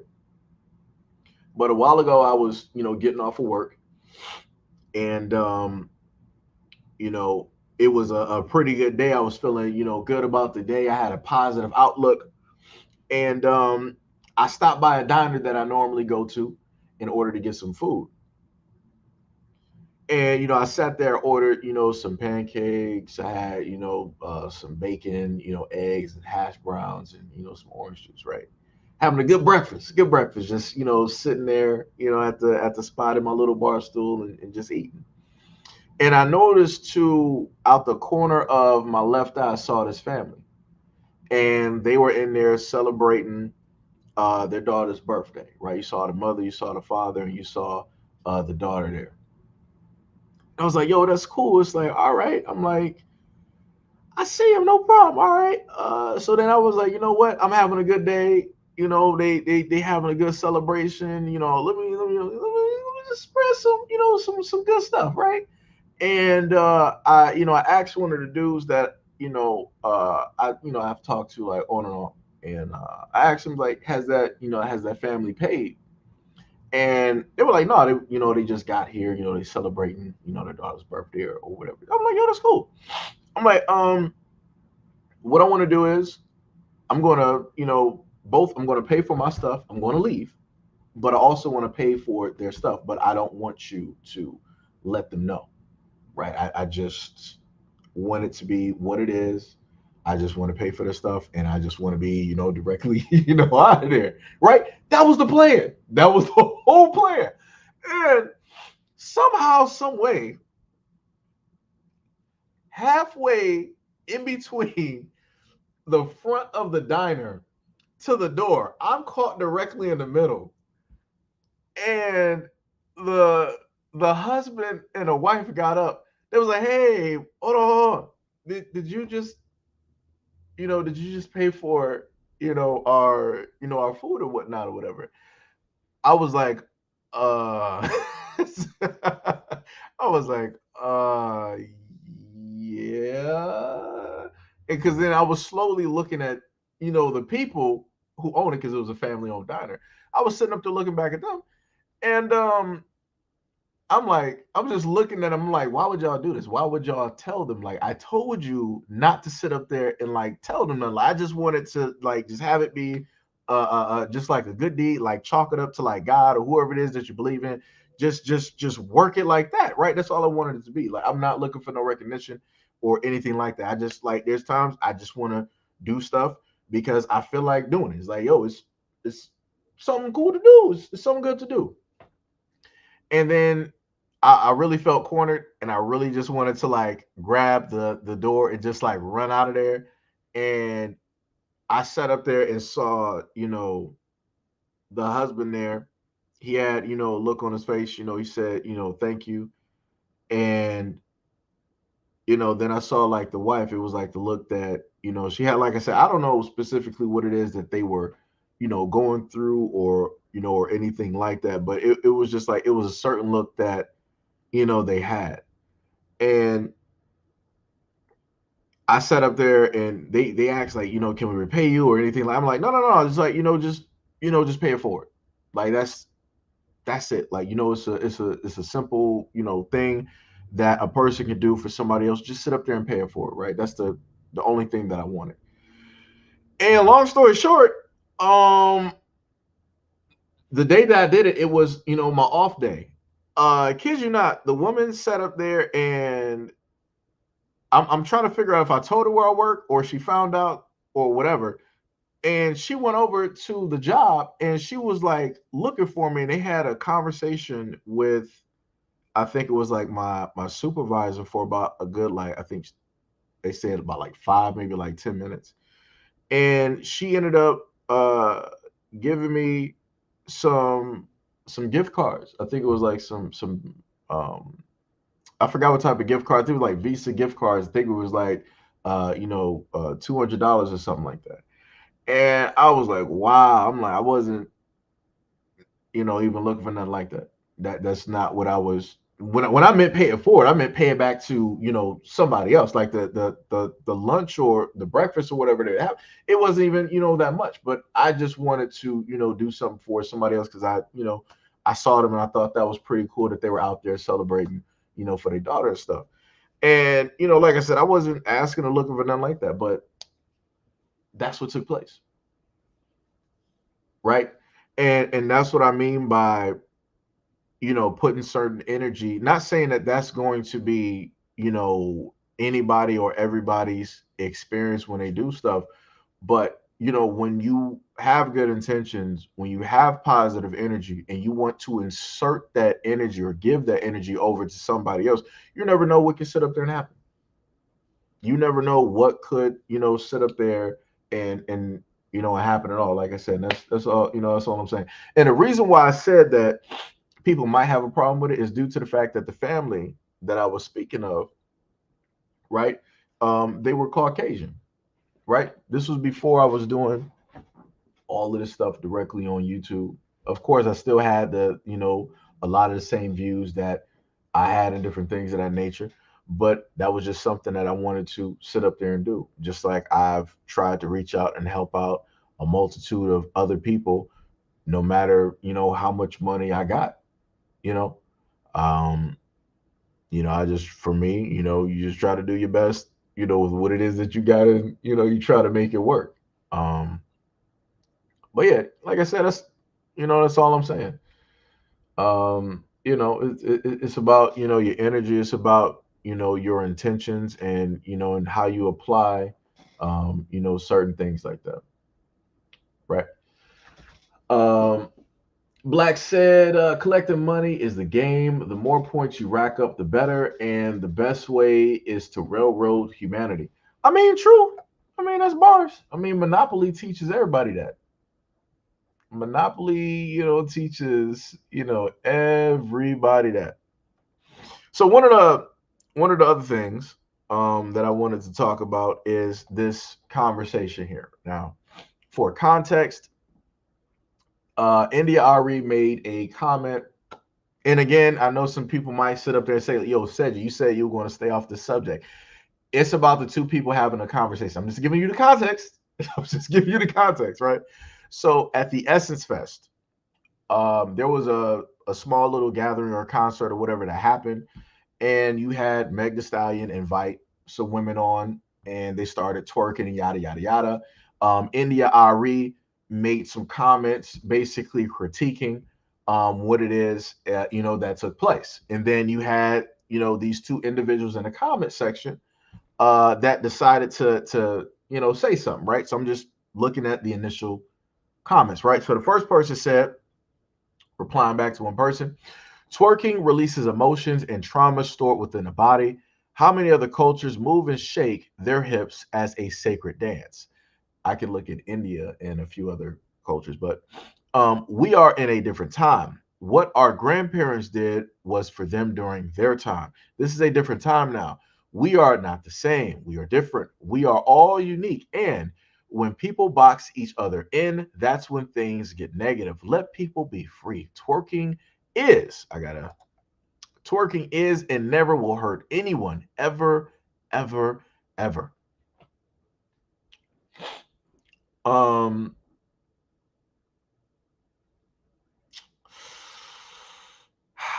I have some disagreements with a lot of things, and the main narrative that I get tired of basically hearing is that this type of dance is ancient, it comes from Africa, is this, is that, all this other type of stuff. Let's just put this into perspective. How it is that they move and dance over there in Africa is vastly different for what's taking place in the United States. If I see people twerking during a protest and it's against the police, like I said, we're just going to continue. let's go to the next one, right? So then, in response was, would you allow your 5-year-old daughter to twerk at a birthday party? Since it doesn't hurt anybody, right? And that's a very good question, right? If twerking is a positive thing, right? It doesn't hurt nobody. There's nothing negative to it. Then that means that you would allow a small child to sit up there and do this. But we all know, people with common sense, we're like, no, we're not about to do that, because we know the context of twerking. We know exactly what comes specifically with that, and how it is that people have a certain view, right? So then this is the reply that came back. Why are we thinking of a 5-year-old dancing as an inappropriate thing? Babies bend over because they don't have great balance and shake their butts. Boys and girls. That's not anything else but them dancing. That's it. That's all. If I had a 5-year-old twerking at her birthday party, I'd be twerking with her. Dancing is fun. Dancing is great. She isn't twerking on anyone but the air. So I don't see any problem with that.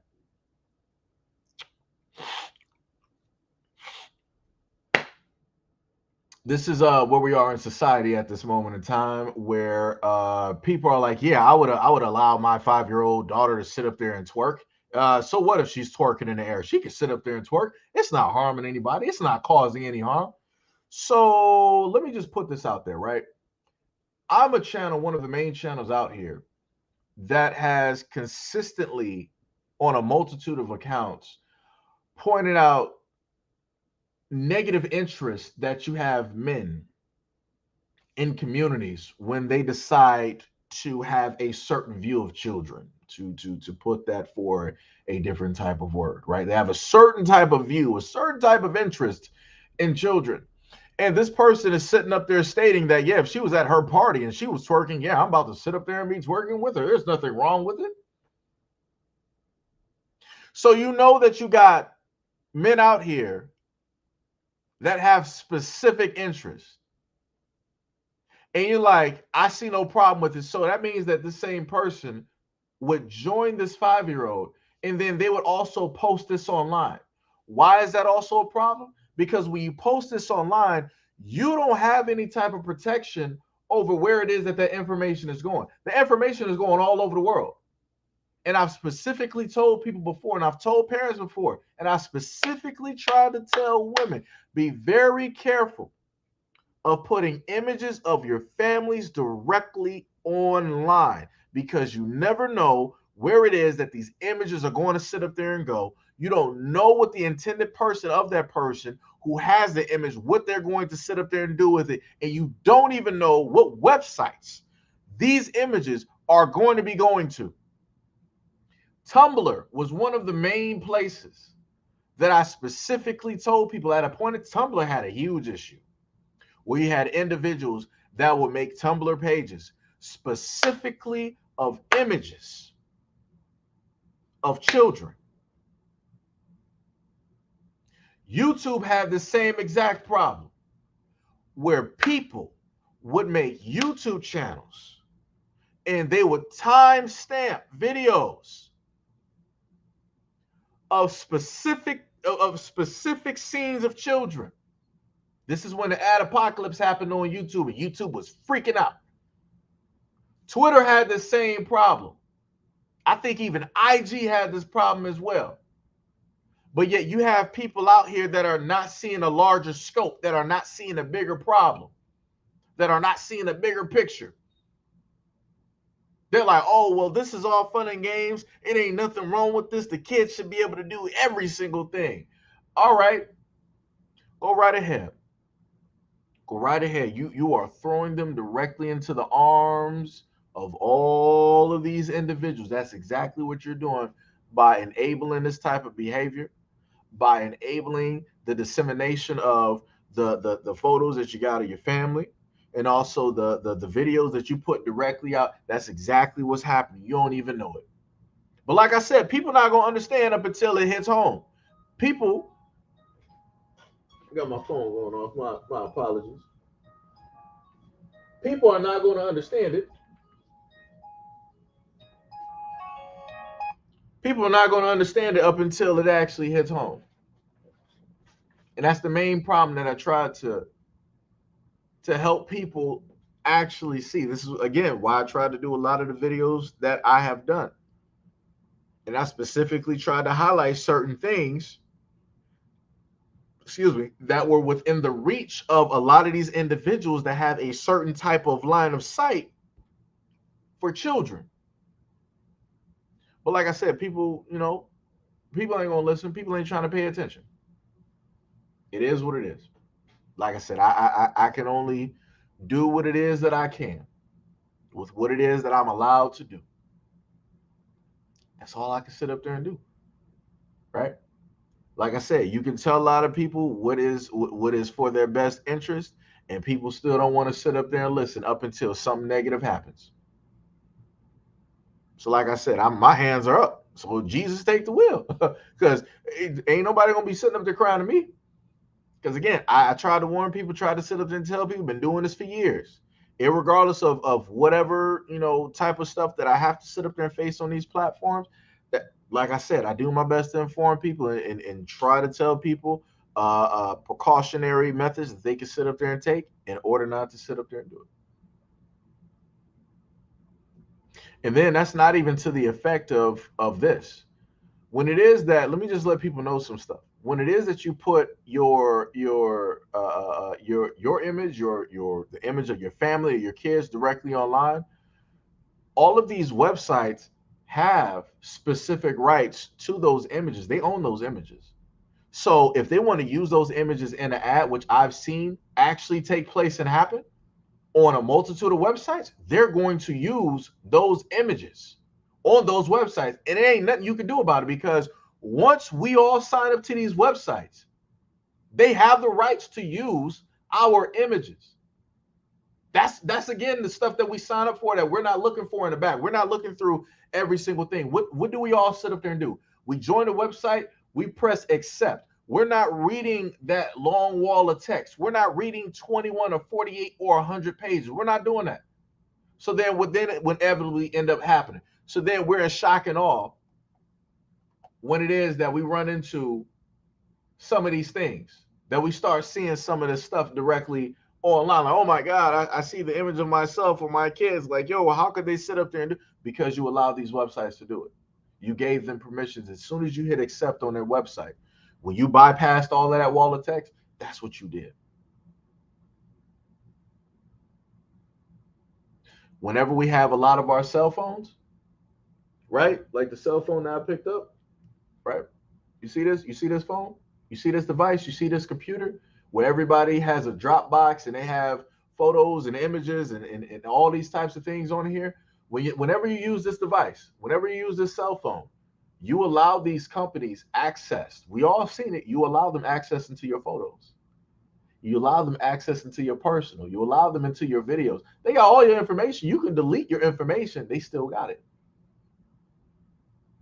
But like I said, people don't even really understand it up until stuff actually starts going wrong. Right? So that's that's where we are, at the moment in time. So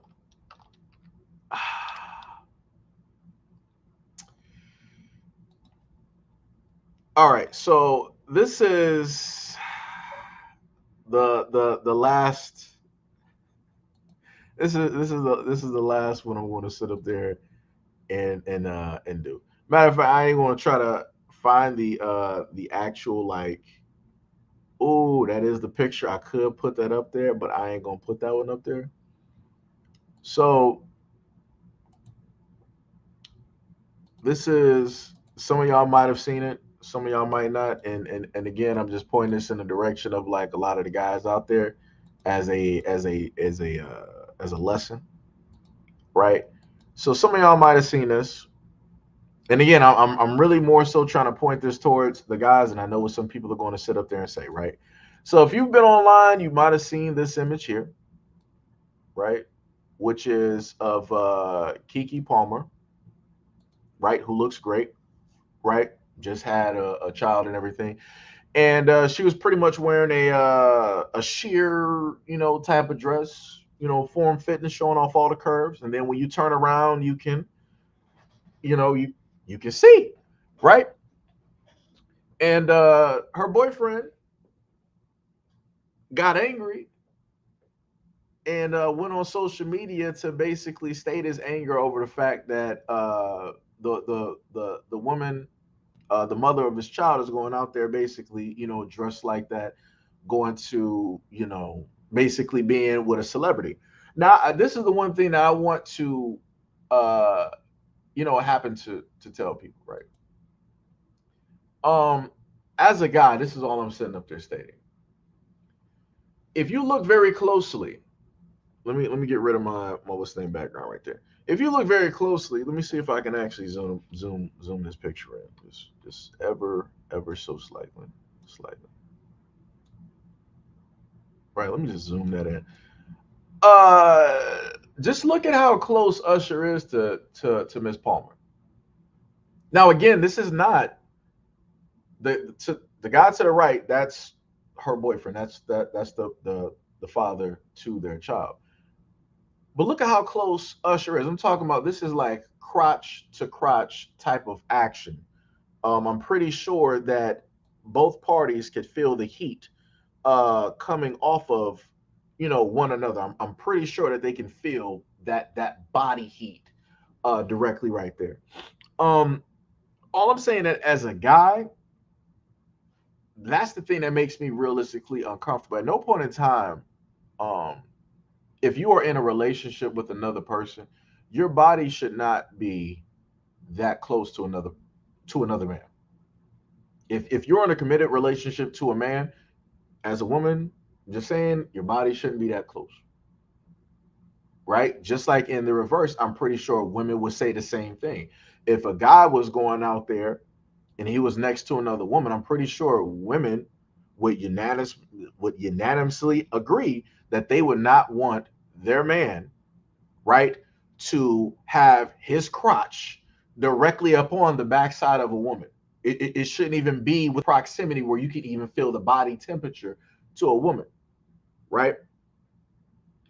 And then the other aspect of that is when Kiki automatically turned around, Usher, you saw where his eyes went. He saw the outfit that she was wearing, and in the back, which is covered and not covered, that you can clearly see that she got, cheeks. You can clearly see that, right? Just got to do the clapping sounds.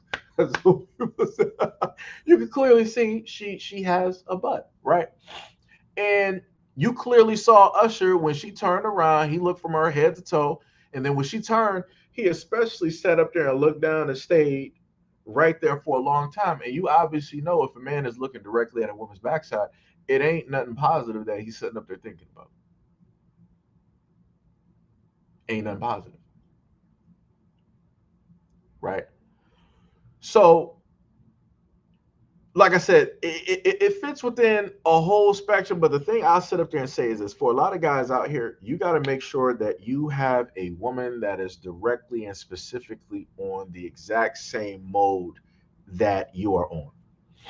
Y'all got to be moving the exact. Y'all got to be on the same level. Like I said, obviously, Kiki Palmer, she's on, a whole different mood. She's like, yo, I'm about to, be out here doing whatever it is that I want. And that's cool. That's, she can do whatever it is that she wants. She's a woman at the end of the day. Right? Can't nobody tell her what to do. She can do whatever it is that she want to do at the end of the day, right? But again, for men, you got to make sure that you're with somebody who has a simple understanding of your concerns and all of these, you know, other, types of things, right? Uh, because again, at the end of the day, if this was a whole, if her boyfriend was close, we saw what happened with Chance the Rapper. Let me hold on. Let me just bring that up. That's a very great example. Let me go to my brother there. Let me see. Let me go back. Uh, yeah. Let me see if I can get that picture. Let me see if I can get that. Let me see if I can get that whole picture so I can put this into perspective. Why is it so difficult to find that picture now? That is crazy. Let me see. Dancing with girl. Let me see if that'll do it. Yo, this is crazy. This is so crazy. So basically, what inevitably ended up happening, right? Chance the Rapper. I'm just gonna put up the image that I can get, right? Which was this one. Oh wait. They might actually have it. Hold on, give me a second. I think I might have it for y'all. All right. So we gonna sit up there and show it. And this man, he was, woo, that man, he was there. Let me tell you, that man, he forgot. Let me just put this picture up there. Let me just show y'all the difference, right? So if this was any woman's husband, and Chance is married, right? So this is Chance, the rapper. Let me just put both of these images up there, right? So I can show y'all the clear-cut difference, right? So this is Chance the Rapper at Carnival or whatnot, right? I think he might have been in Jamaica on vacation or whatever it is, right? Let's just see both images, right? Now some people are going to be like, yo, the difference is look at he's doing way too much and yada yada yada. I'm not even focused on that. I'm looking at this part. If you look at both individuals, right? Chance the Rapper is married, right, to his wife. Keke Palmer has a father of her child, right? Baby daddy, whatever, right? Because they're not married. But both individuals, irregardless, are both in a relationship committed to another person, right? Keke Palmer is up there with Usher. You see what Usher's eyes are. He ain't looking at Keke Palmer's face while he holding her. He ain't looking at her face. He looking at everything else but her face, right? He got his body directly close to her, crotch to crotch action. It is directly right there. You can feel the heat. It is real toasty. If it was wintertime, everybody's a nice 70 to 75 degrees directly in the waist region, right? And then we got Chance the Rapper, who clearly got lost directly in the sauce. You can just clearly see him there, right? Now, women all over social media grilled Chance the Rapper. They were like, yo, this is ridiculous. Like, look at what he's sitting up there doing. Ain't he married? Look at all the stuff he's doing way too much and all this other type of stuff. We'll be getting a divorce. I'll be trying to take all the money from him, yada, yada, yada, and all this other type of stuff, right? But when it comes to Keke Palmer, it's like, well, she can do whatever it is that she wants to do. She's a woman. It's her body. Nobody has the right to tell her what it is that she should be doing. And like I said, they're right. Nobody. Let me just make this very clear, right? Because this is the same thing that women also state, right? Women will state, don't matter if you're married or if you are in a relationship with a guy, no man has rights to you or your body, right? That's what that's what women have said up there and stated. And I'm fine with that. I agree, no problem. Y'all got that. You got that. But in the same token, then that's the same thing when it goes to men. So that means that if you out there with your girls and you out at the club, you in a relationship, but you out there at the club 12 to 3 o'clock in the morning, dancing with guys, sweating out your hair and all this other type of stuff in your makeup and coming back to the house funkified, that means that you can't get mad at your boyfriend or your husband if he's out here dancing at the club or girls are trying to holler at him or whatever it is. Like I said, it's double standards that be happening out here. Like I said, I seen women try to really get at Chance the Rapper and really try to tell his wife that y'all need a divorce. He ain't faithful. He ain't this. He ain't that. All this other type of stuff. When it came to Keke Palmer, wasn't nobody saying that. Everybody was bigging that up. A lot of women was wishing that was them. Like I said, it's like I said, double standards out here are crazy. Double standards out here are crazy. And these are both two people that are in relationships that have kids. But like I said, the double standards are crazy. But when you tell people that they're double standards and you show them, ain't nobody saying nothing. people will be like, well, it could be a double standard, but Chance the Rapper, he's way too much in there. Look at where his hands are. He's touching on this random woman, and then a woman is barely wearing anything, and she's on another woman, and then Chance the Rapper's shorts are almost coming off, and he's really in there like he's doing something like just he's doing way too much. And then they were like, well, Keke Palmer, she's not doing all that. She's just enjoying herself, and she's a fan of Usher and all of these other types of things, and she's just enjoying her moment. And there's no reason for her boyfriend to sit up there and get mad. Those are just his insecurities, and all these women are some of the most insecure beings out here. Let's just get that straight. I'm not sure if people actually fully realize that or not. Women don't like competition. Women are fine with men competing for their attention, but women are not fine having to compete for their own man's attention with other women. They're not even trying to sit up there and do it. They'll let you know that 1,000%. Again, let me repeat this for people who might not understand. Women are completely fine with their man competing with other men for her attention. They're completely fine with that, right? Because it's in their benefit, right? But women are not trying to compete with other women for their own man's attention. Don't matter if it's a boyfriend, a baby father, or if it's a husband. They're not trying to sit up there and do it, and women will sit up there and tell you that. But like I said, double standards. And people don't like when you're having to point out double standards because it makes stuff look bad. That's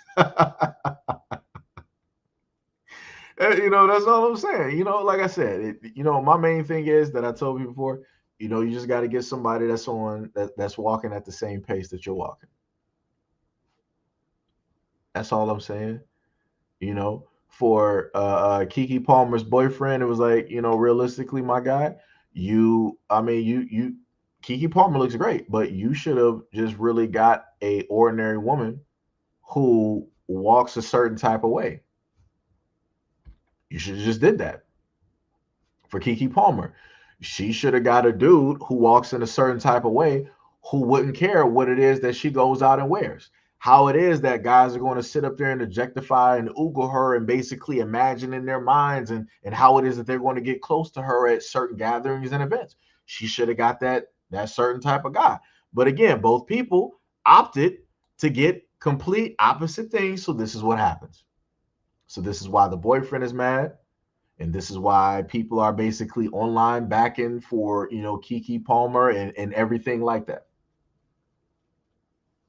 All I'm going to sit up there and say is this, right? I get that women can be fans of male singers and whatnot, but this is what I want men to realize. If you got a woman and she's dressing up like this for a celebrity to go meet, that ain't your woman. I'm just going to sit up there and be real, because let's just be real. If your woman ain't dressing like this for you, that ain't your woman.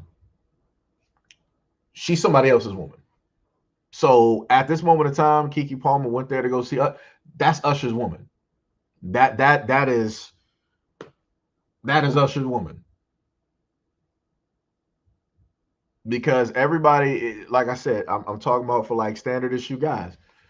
We all know that 9 times out of 10, your woman ain't gonna dress like this. She's not gonna really go out like this. She ain't gonna go all out like this for you, right? And also for very specific reasons, because most normal women know that if they go out in a certain type of manner, that it's going to bring unwarranted attention. And with that unwarranted attention then means that your man or your husband is going to be placed in a position of where there's a potential threat that's going to take place. Because now he has to protect you. Because there's going to be guys out there that are going to be like, all right, well, oh, she dressed like this. Let me try to talk to her. Let me see, what it do. This dude ain't really, what it is. You should come, talk to me. You should come over here, see, right? Because you got dudes out here that will be disrespectful. You got guys that will see that a woman is married or they're in a relationship with obviously a man and they're clearly with that man or their husband, and dudes will still be like, he ain't nothing, can I get your number? How you doing today? What's your name? Like I said, you'll have people out there that will try guys, right? but they will especially try this situation when it is that they see certain things on how it is that a woman's presentation is looking. But like I said, it'll just come back down to if you start talking about that, then it'll start coming back to women will start saying like, oh well, y'all just insecure. Just say that you're fearful, that you're afraid, and that you don't want to lose a fight. Magically, it's everything else but what could potentially happen, which is in an ordinary circumstance, a dude can inevitably end up losing his life because he's trying to defend what he feels is his. And as women will sit up there and tell you, no man, even if you're married or not, you don't own or have no rights to a woman. Which is completely stupid because double standard.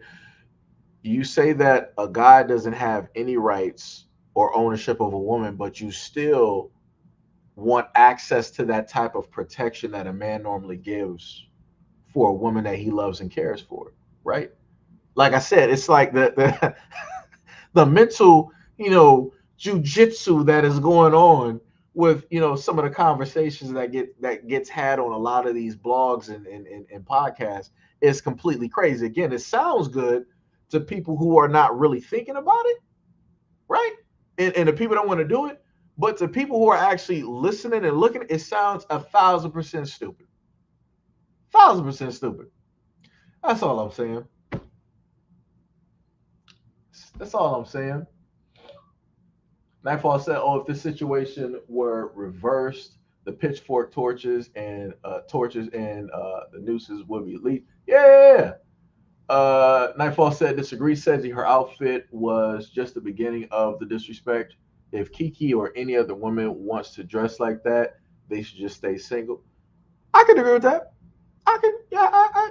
But this is why I say like I'm 50-50 on it because again, if you got a dude that moves in that same lane where he's like, I don't care what you sit up there and wear because it's whatever. All right, that's cool. Y'all can sit up there and do that. That's the type of way that y'all move. You ain't worried about nothing. Right? Y'all got this whole different thing basically going on. Like I said, I've seen relationships like that. So I have a certain understanding of that. So I get that, right? That's cool, whatever. But like I said, if you're a standard issue dude, you should be realistically looking for a standard issue woman. Like I said, he didn't go for a standard issue woman. He won Keke Palmer. Like I said, much respect to that dude because I'm pretty sure that other dudes have tried and they just didn't make it. Something about this dude, he was able to do it. Kudos to you, but now you got to deal with the consequences. Now you have to deal with the consequences, and you gotta sit there and bear with the decision, that you made. You chose to be with Keke Palmer, right? You chose to have a child with her. All of these were your choices. You could have probably chose other women, but that's not what you wanted to do. So now you got to sit there. You got to deal with that. You got to hold that. I'm not saying it's an L, but you got to sit there and hold that. So you gonna have to just get over that because you in this for life now. You got 18 years. 18 years is just like Kanye said. Like, yo, you locked in. You locked in. You in there. You ain't moving. It's tighter than any amount of swimsuits that you can even put on. You are there. You made that choice, bro. That's all I'm saying. I need guys to, make those choices to move with the women that basically fit, what it is and how it is that they move. Candor, yo, what is up? Candor said they have two sets of rules in their mind. That's true. Candor said double standard. Pink said this is why a lot of men are getting their passport. Woo! Man, I gotta highlight that. I wasn't. Let me tell y'all something. I was not trying to move anything in that direction at all. I was not trying to move anything in that direction at all. Shout out to Pink. And just to let people know, Pink is Pink is a woman. That is a black woman at the end of the day. She said it. I didn't sit up there and say it. So, like I said, some people will notice certain things. You got certain people that'll be honest about the situations and the circumstances that are transpiring at this moment in time, and they can observe and they can move with logic. You got other folks out here that will see things and that will observe, and they'll move with emotion and they'll be offended. Like I said, Pink said it. Oh, yo. Oh man, Lamiko said, plain and simple, put the double standards in their proper perspectives. Yeah, like I said, I put the picture directly up there. I'll leave those pictures directly up there. That is clear cut the double standard. Knight said unless Kiki is gunning to pole dance or get into corn, there is no reason for her to wear the outfit outside that present in the presence of her mate. Yep, like I said, hey, Pink said that man's situation might be an L, but it's definitely not a win. Yeah, that's what I'm saying. Let me go back to the image. That's what I'm saying. Like I said, the boyfriend chose to be with Kiki. That's the decision that he made. He had a child directly with her. That's the decision that he made. He chased directly after her, however it basically worked. That's the decision that he made. He had ample time to basically try to assess the situation properly. He sees something, like I said, I don't know how long they knew each other. I never did any research or anything like that. So obviously he sees something in her that we don't necessarily see. So he has a certain understanding of her that we might not have. But obviously that understanding don't matter because he had a problem with the outfit directly online. Matter of fact, hold on. Let me see if I can go back real quick. I don't think it should be a problem.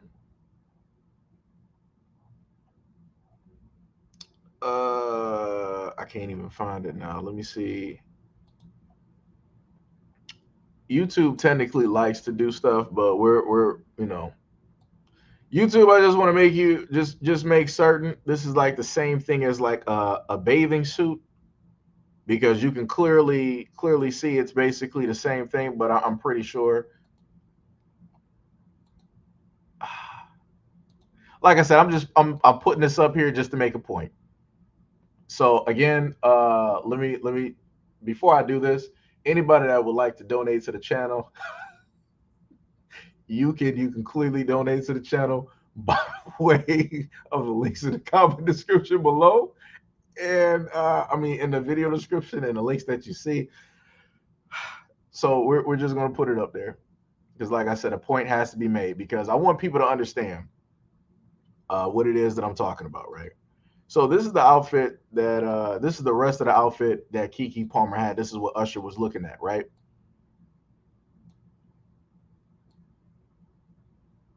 Right? So you can clearly see. Look at Usher's eyes. I gotta take Pink's comment directly down. Look at Usher's eyes. Look at where he at. Look at he's not looking at Keke Palmer's face. He ain't looking at her hair. You see the face that he's making? You see the look that he getting? You can clearly see where Usher's mind is at this moment in time when thinking about Keke Palmer. It ain't nothing respectful. It ain't nothing respectful. Like I said, you got, I just put it like this. You got, women that, they do like attention. And I'm just going to be honest. They're not specifically, a lot of women who are in relationships are not looking for the attention of the men that they are in relationships with. They don't value that attention. They value the attention of men that they deem and find attractive. They deem that more than any other man directly out here. And you can go by and you can look at a lot of these girls that be on like IG and all this. Look at some of the stuff that they be sitting up there posting. Look at how they be sitting up there responding and all this other type of stuff. Just saying. Like I said, if I'm lying, then social media is the biggest liar, directly out here. Like I said, Keke Palmer is a woman. She can do whatever it is that she want to do, just like again what women, sit up there and state. But again, all I'm sitting up there stating is, what did Uncle Ben say? With great power comes great responsibility. Women have a lot of power out here, but a lot of them don't want to be responsible for what comes with that power. And that's what happens a lot of times on social media, and a lot of things, of that instance. So, it's kind of tough. It is kind of tough. But yeah, the double standards are real. Double standards are real. Pink said, I can say that because I've been married to the same man for 19 years and can honestly say that I would never behave or dress that way these modern females do. Much love. Like I said, this is why I have the very awesome and great moderators that I do. And let me just reiterate to a lot of people on both of my channels, the greater majority of the moderators that I have are actually women. They are Black women. And this is why I have them there, because they can clear cut see what the problem is. Again, Pink is going from a logical standpoint. She's not going from an emotional standpoint. She's not getting offended by any of the stuff that is being stated or shown.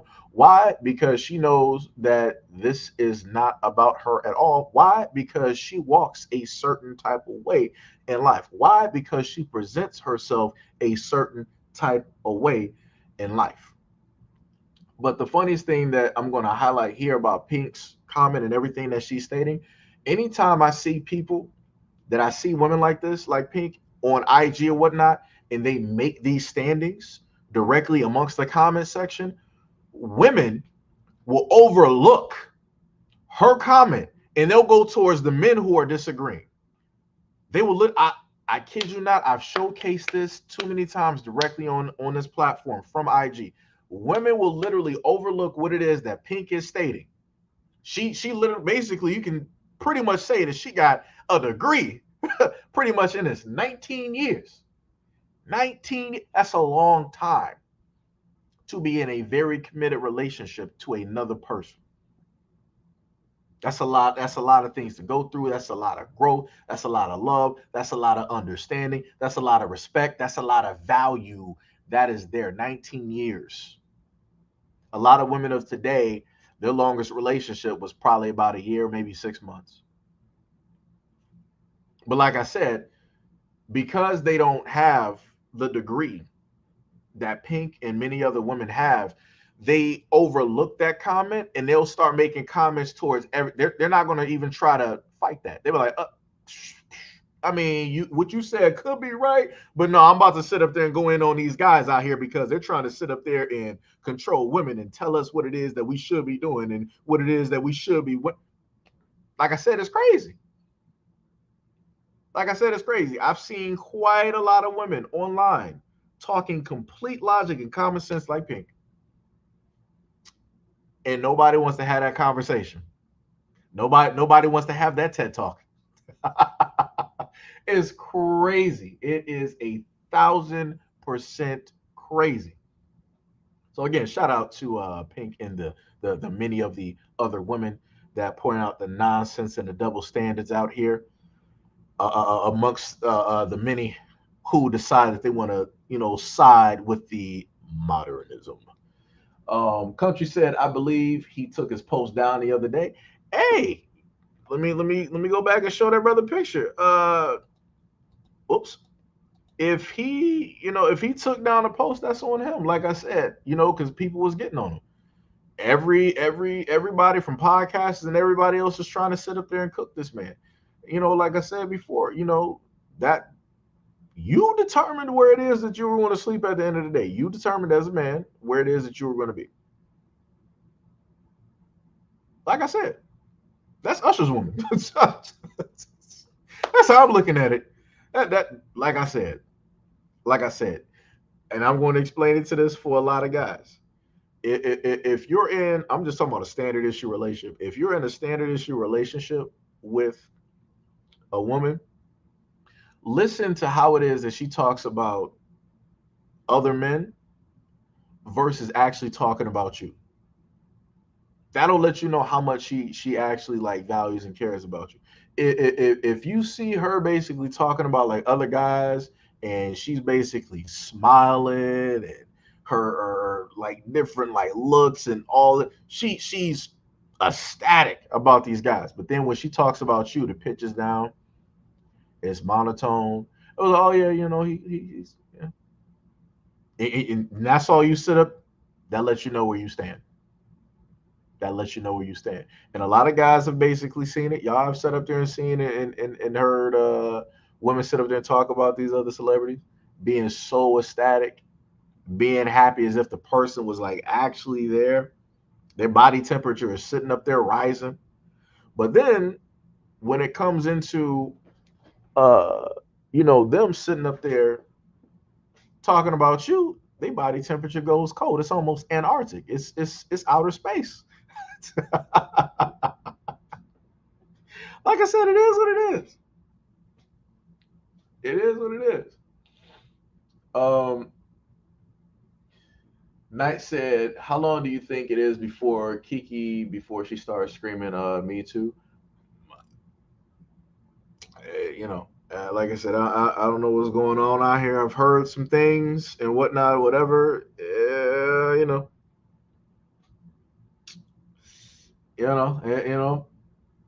don't know.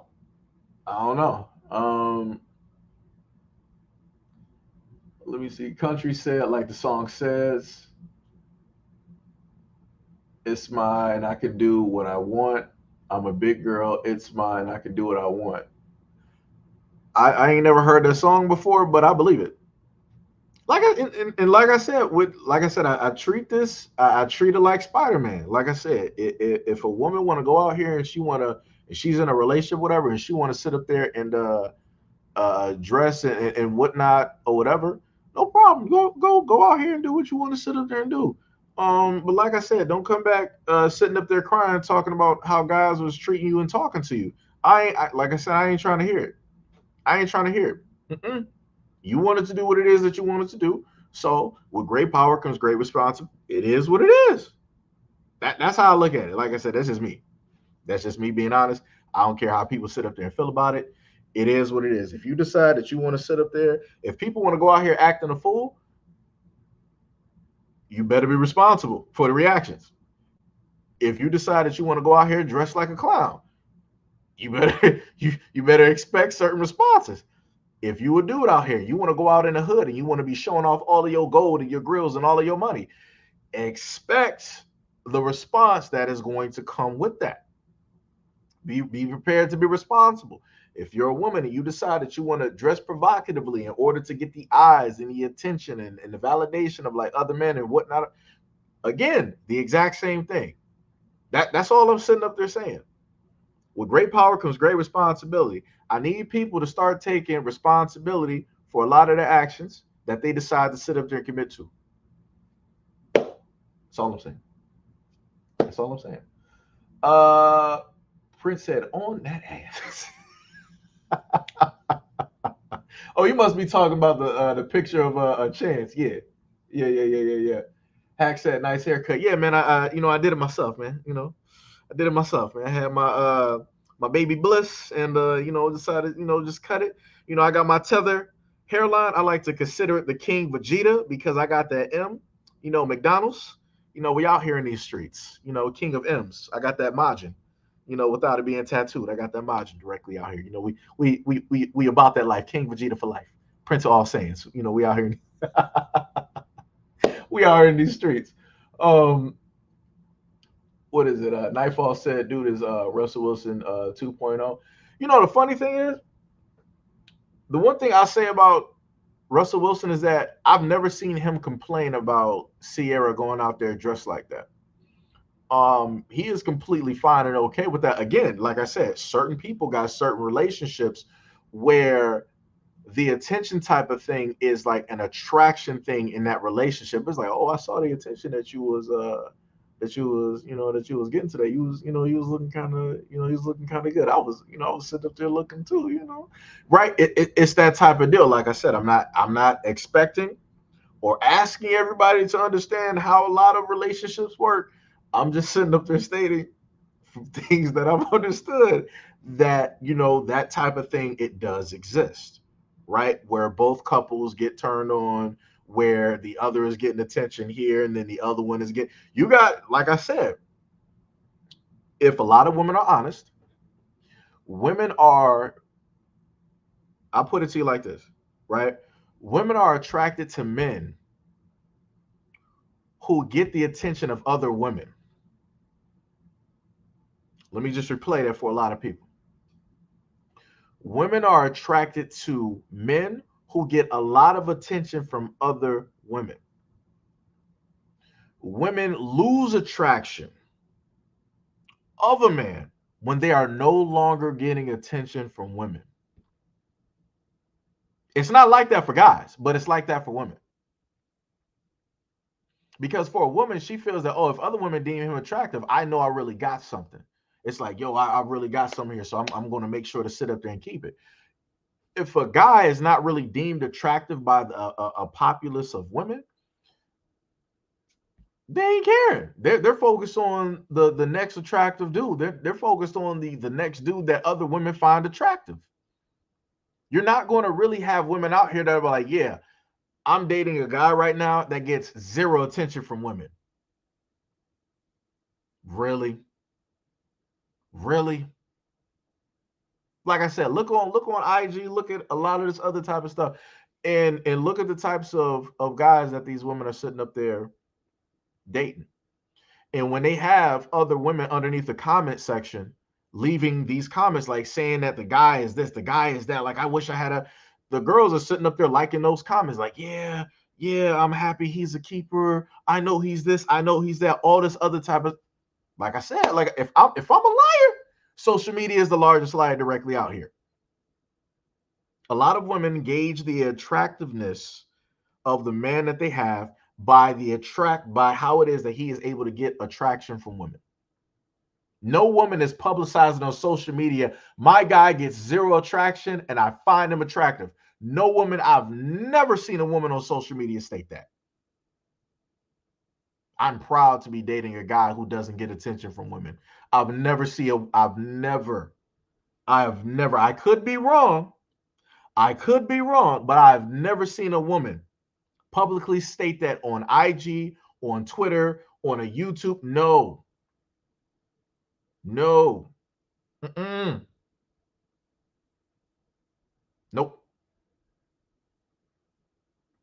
Because if there's a problem with that dude's attractiveness, you know what a woman is going to do? Oh, you need a makeover. You need to sit up there. You need to shave. You need to do a haircut. You need to switch up your clothes. We got to straighten up the way that you walk, because she wants that validation. She wants that confirmation from other women. Like I said, men ain't trying to do that. It's like, yo, we will take you at your worst. So, you just rolled out of the bed, baby, you look beautiful. Your breath could be on dragon level 99. You look great today. I'm having a conversation, having to wear a hazmat suit, but you know I love you. Your breath is kicking to the moon, but I love you. You are mine. I love you and your bonnet. I love everything. I love the stretch marks. We just call them tiger claws because it looks like a tiger just came across and it just healed. But I love those marks on you. I love the cellulite that you got. I love the little, dimples that you got in your thighs. I love those. Don't even change them. Guys will literally do that. We will love a woman at her best. We will love a woman at her, the height, the zenith of wherever it is that she can go. And we will love a woman directly at her lowest. Women are not built the same way. And that's just the honest truth. If you were an attractive guy that was in shape when you first met, and then 2 to 3 to 4 years in a relationship or whatever, she starts noticing, oh, you got a stomach, you got this, you got that. She'll be like, oh, I missed, when you had a 6-pack. I miss when you used to work out. I miss when you were, more in shape. But mind you, double standard wise, now just imagine if a guy were to have said that to a woman. World War IX. It would be nuclear. Every woman, if a woman presented that and stated that these are the things that her man basically said about her to her, every woman be like, yo, you need to get rid of him. He ain't the right one, and da da da da. And then you would have the team really show up, which is the guys. You would have, it's morphin' time, right? 4 months, and they'll roll up and be like, you know what, baby, I love you the way that you. If you was mine, I would never sit up there and da da. So right, everybody will be directly on her side, right? But if a dude basically presents that this is what a woman that he's in a committed relationship said to him, people are like, man, why are you sitting up here crying? Why are you sitting up here posting this? Man, this is weak. Man, a lot of these dudes out here, like they women, they posting all this and da da da all this other, right? It'll be that type of deal. Even the women will sit up there and chime in and start saying the same thing. And I'm like, but again, double standards. Like I said, my main thing is the world is built not to care about men. However it is that you feel, if you gotta cry, if you die, whatever, the world is not built to care, right? But the world is built to sit up there and care about women. So anything that they go with, even if it's the most smallest, most minute thing, you will have somebody come down on a bended knee. Ma'am, do you need some help? How can I assist you today? It seems like you're in distress.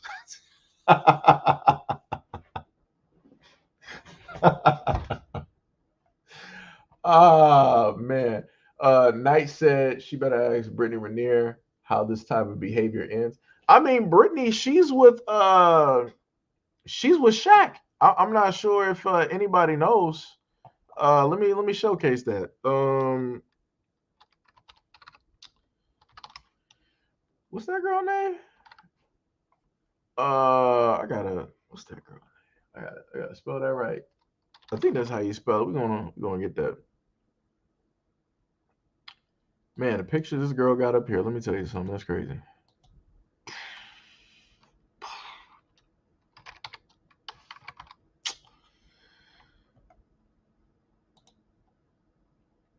Oh no, that's Hoops that they got a picture of that girl with. I mean of Shaq with. I don't know why they did that.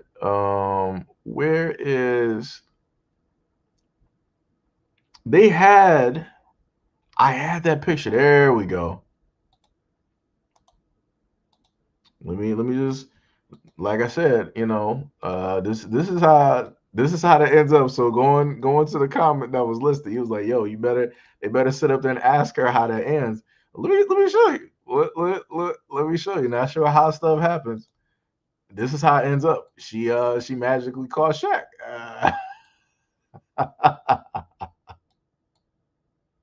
Hey, like I said, I ain't mad at nothing. It is what it is. Two grown adults, doing what it is they want to sit up there and do. Shaq got money. That brother, he know what it is. Shaq is a very smart businessman. So I'm pretty sure, he's making, some type of opportunity, some type of business move. So, if it works, it works. Hey, Shaq got multi-millions out here. That man making it. I understand why Shaq is there. Like I said, even just looking up her pictures, I get why Shaq is there. Knight said he was married to a white woman first. Wouldn't be surprised. Wait, who are you talking about? Who? You can't be talking about Shaq. Who are you talking about? Tia said a lot of women will share a man but lie to themselves. Let me bars, straight bars, straight 100% bars. Look at Future. A lot of women sitting up there sharing Future, and that man's still getting women. More power to Future. It's like he said, it's a cold world out here. It's a cold world. Future out here. It is what it is. It is what it is. Oh, I think Nightfall listed them. Let me see. There's responsibility both sides. Let me see. Nightfall said, "Nah, not the bond." Yo, look here, look here. This is my thing. My main thing that I've always stated is that like I look at people as like as being normal. It's like for me, I'm talking about like in the house, like type of deal. It's like you sit up there, like wearing a bonnet. I get it. Like I said, you might have your hair, basically pressed or whatever. Like I said, for me, I'm used to it because culturally, in the black community, this is what we used to see. Like when girls were about to get their hair done or whatever, they would have it washed, they would already have it pressed, and they would normally have the thin white paper to basically keep it, completely fresh and wrapped so that when they go to the shop, like let's say like after school or whatever, they can, or when they go over to their friend house, they can sit up there and get their braids, get their hair done, or whatever it is. So like I said, I'm used to it. It was just in a different form. And in this way, it's the bonnet, type of thing, whatever. But that's in the house. So like I said, it's cool. It's whatever it is. Well, no problem. Uh Russell was married to Sierra, Brittany Rainier, and no, she's not. She was just passing through. And the light skinned dude is Kiki Palmer's baby daddy. No, yeah. Russell Wilson. Yeah, I'm trying to figure out who y'all was saying was married to a white woman. I'm a little bit lost on that one. I'm a little bit because to my knowledge, Shaq been married. He was with the one lady for a minute, and then he's been dealing still with black women, right? Chance the Rapper, one woman that he's married to. I don't think that Russell was. I could be incorrect. But I thought it was just like Russell and Sierra and stuff like that. So, Lamigo said, Seji, every man that's worth the salt on earth knows he has to be tempered with his comments towards his wife and girlfriend when she asks, "How do I look?" No, you don't. No, you don't. Because, like I said, um, with great power comes great responsibility. If you ask a question, you should be prepared for the answer that you give. Like I said before, I'm not about that life. If you're going to ask me an honest, like I said, I don't care if it's an argument or not. Yo, I'm going to sit up there and tell you something. I'm going to tell you something because, like I said, this is what I sit up there because this is what. Let me just highlight this. So, brother, let me tell you. You know how many times, even without me trying to ask, like I said, if I go out, dressed any type of way, I'm not looking for validation from either, a woman that I'm with or whatnot, whatever. I'm dressed this way because I'm comfortable. I want to go out, and I'm cool. You know what women will sit up there and do? They'll be like, yo, you need to put on something else. That shirt is a little bit too big. Don't you think you gained a little bit too much weight? That shirt is a little bit too tight. I think you need a larger size. And they'll start telling you all this stuff that you didn't ask for. But notice how the main thing is that, yo, you got to be very wary. You got to be cautious when, telling women certain things. But nobody's saying that women got to do the same thing in return. Like I said, respect. Where's the respect at? So so basically, I have to respect the feelings of a woman, while a woman doesn't have to basically respect my feelings. Nah.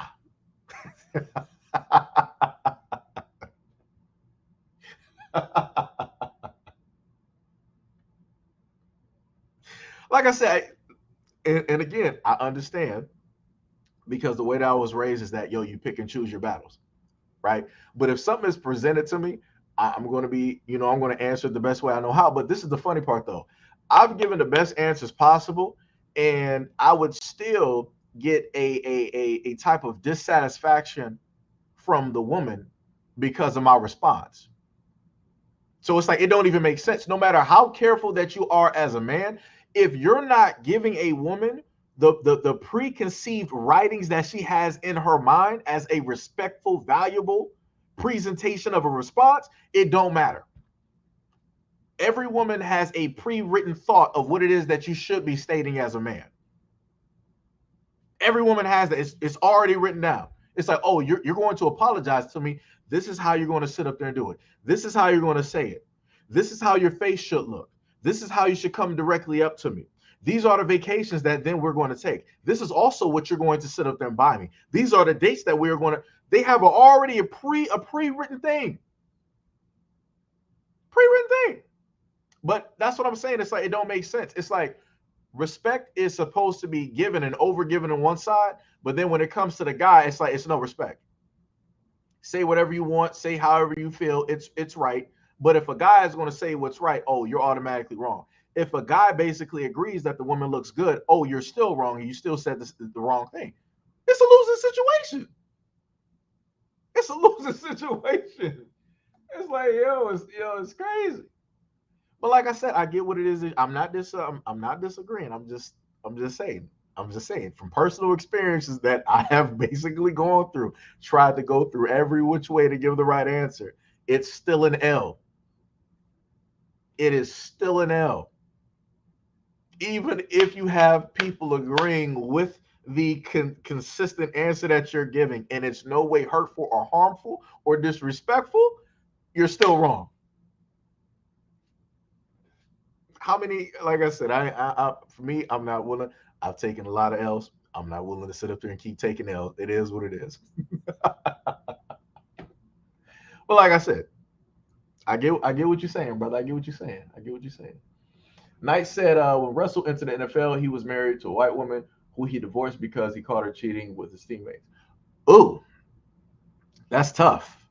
She was really for the team. She was one of those. She was a groupie. Ooh. That's tough. That is, yeah, that's tough. That's tough. Feel sorry for him. Like I said. And I know what some people are going to say, well, this is what happens when you deal with a specific demographic. This has happened in other instances where people didn't deal with a specific demographic. So it's like, then what's the excuse? Then people can be like, well, you should have saw this. I'm like, what? If a woman didn't present to you that she was for the team, and then she decided to do this when you're married, it's nothing you can sit up there and do. She's going to slide off and do what it is. Again, what do women normally say? You have no rights. You have no authority over a woman, even if you're married. It's her body. She can do whatever it is that she wants to do. Right? It's tough. It's tough out here in these streets. Knight said, that's bars. Nightfall said, all women want their man to tell them the truth, her truth. That's some bars right there. That's some bars. Golden Tate, I remember this because the situation happened at the time when G Tate came to the Detroit Lions as a free agent. Ooh, that's crazy. Like I said, like I said, those teammates, they'll get what it is. Like I said, irregardless on if his teammates didn't like Russell or not, you should still respect the fact that this dude is married, this is his wife. It don't matter how she's sitting up there throwing stuff at you. If you don't accept it, like you don't sit up there and accept it. Like I said, that all of those men made those choices, irregardless of that woman being there, because all that means is put another woman. Don't put Russell's ex-wife in there. Put another woman in that situation that's married to another man. They'll do the exact same thing because that's what they're going to do.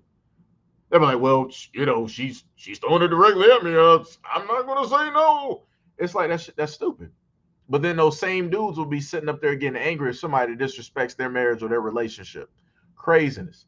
The double standards out here are just in abundance. But like I said, people don't understand up until it actually happens to them. So a lot of them dudes that sat up there and did that, they thought they was being slick, being with Russell's ex-wife. They thought they was being slick, going behind Russell's back and all this other. Like I said, that's crazy. It was just wrong all over. I'm shocked the coach ain't get in on it. How it seemed like she was just throwing it all around. Like I said, if any dude get married to that woman, you deserve everything. Like I said, Russell just got caught up. It is what it is. But if any dude knowing that situation with that woman gets married to her and also gets her pregnant, You deserve everything that happens. That is directly on you as a man, because you making stupid decisions out here. You moving stupid, straight ignorant, straight ignorant. Yo, DC, what is up? What is up? DC said, and then coming to take one half. Yeah, that's crazy. Oh, she got alimony from Russell? What? Nah, you kidding. Knight said a la Derek Fisher and Matt Barnes. Yeah, that's crazy. That's crazy. That's crazy. That's crazy. That's crazy. Like I said, when I was younger, I noticed somebody that I was technically talking to that was technically for the streets. And I learned that very early before Future was even rapping. I knew I saw some people out there that was for the streets. And like I said, and this is the funny part. Let me give y'all a little story of a little Seji time. When I was younger, and I was playing basketball, right? It was a girl that I was talking. It was like I was probably like 15. No, I was probably like 16, 17, 16, 17, 18, somewhere, up in there. And the girl I was, sitting up there talking to. And the difference came in that, her sister, whatever, was basically, interested because we, had, conversations or whatever, just normal, right? So then the girl that I'm interested in, I sit up there and, we playing basketball or whatever. And, everybody's, in a sense there with, and how guys like to sit up there and give us like, oh, some people there, I'm about to really show out today. And I'm like, y'all on some shit today. I'm like, all right, no problem, whatever. But like I said, my focus somewhere else. And then they focus like, yeah, I'm about to show out. I was like, yeah, bang out. I'm like, man, come on, dog. I'm like, anytime now. Now, when I'm sitting up there, when nobody else is there, and it's just us sitting up there playing, and I'm playing my normal game, ain't nobody trying to do all this extra stuff. Right? When I'm sitting up there playing, defense and doing what I normally do, and people complaining, I'm not seeing all of this work. But now people want to start being extra when there's girls around and stuff, right? So then all of that's happening and whatnot. So then we sitting up there playing, and then I see like a portion basically, disappear into a whole different area. And then I'm sitting up there looking, I'm like, what the fuck is sitting up there going on? And then I sit up there, I see her, and with like some of my guys, roll down the way. I'm like, what the fuck is that up here doing? And I'm like, word, last. I'm like, well, at least I know now.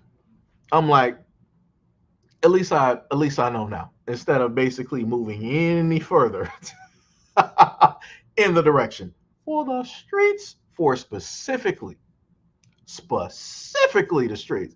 I'm like, man. I'm like, you something else. I'm like, I don't even understand how. And I want to know, this was like high school age. And I'm like, you got girls out here moving like that. And again, that was high school age. That was during that time. So you can only imagine with the girls during that generation, how they move now. Right. And that, again, this is why I have the mentality that I have right now, because I have seen and experienced certain things. I've seen certain stuff. And the funniest thing, and this is the one funniest part, right? The person that I just had, her sister, just normal conversations, she was technically, in a sense, the most loyal person. Because one of the main dudes up there, he was like, college bound and stuff, right? He and like one of the other dudes was really trying to sit up there, and like it was really trying to sit up there and talk to her, and she was like, "Nah, I ain't interested, whatnot, whatever. I'm not even here for." She was shutting them down. You could see like the defeated look in their face, right? They wasn't even trying to be disrespectful or nothing like that. Didn't even say nothing disrespectful to it. They just took the L and they walked with it. But the other one that, like I said, I was interested in, she was the main one that was directly for the streets. So like I said, the world can sit up there, that it'll show you a variety of things directly out here. It'll show you a variety of things directly, out here. So like I said, that was a little bit of Seji time. like I said, shout out to those brothers, because if it was not for them, who knows if how that situation could have potentially went. Because Lord have mercy. Like I said, when you got some people out here that literally just want attention, they will get that attention any which way how they can sit up there and get that type of attention, even if that means that they're going to hurt you in order to get that attention. So, like I said, that's just a lesson for some of the younger guys directly out here. It's not the end of the road. It is what it is. Just be happy that you were able to spot somebody's, true colors, at the present time versus being, directly, in with that person. And now you basically stuck with them, you know. Like I said, I need a lot of guys out here to stop moving stupid. Move with some logic. Stop moving emotionally, with appendages, you know. Let me see. Hack said, I got a dip. Take care. All right. Much love and appreciation, brother. Much love and appreciation. Nightfall said, do you remember when Derek was the coach of the Knicks and Matt Barnes lost it because Derek was dating his baby mama? Hey, what is name? People make their own choices in life. You know, I don't see how people directly do it. I feel like when people do stuff like that, it's ulterior motives. Even though, like the weirdest part is like you got a lot of dudes out here that are not even really attracted to women. They're in a sense attracted just due to the effect of the energy that is there. And then once all of that energy is gone, then they're moving on to like the next one. So I feel like that's realistically what that is. And you got a lot of dudes even in the industry that do that. They will be hooked up or linked up with some of these girls out here, but it's just with like because of the energy. But then after the energy is gone, it's they moving on to like the next one. It's crazy. Um, Lamiko said, and that Detroit Pistons situation back in the day when Dennis Rodman and Vinnie Johnson. Oh, y'all taking it way back. Y'all taking it way back. Uh, Gloria Govan. Why do I feel like I gotta look up this name now? Why do I feel like I gotta look this up? Govan. Who is this? Derek Fisher and Gloria Govan were married in 2021. Why does she remind me of like? Is it just me or does she kind of like remind you of like Steve Harvey's like wife or something? Like it's weird. Like it's real. Like it's weird.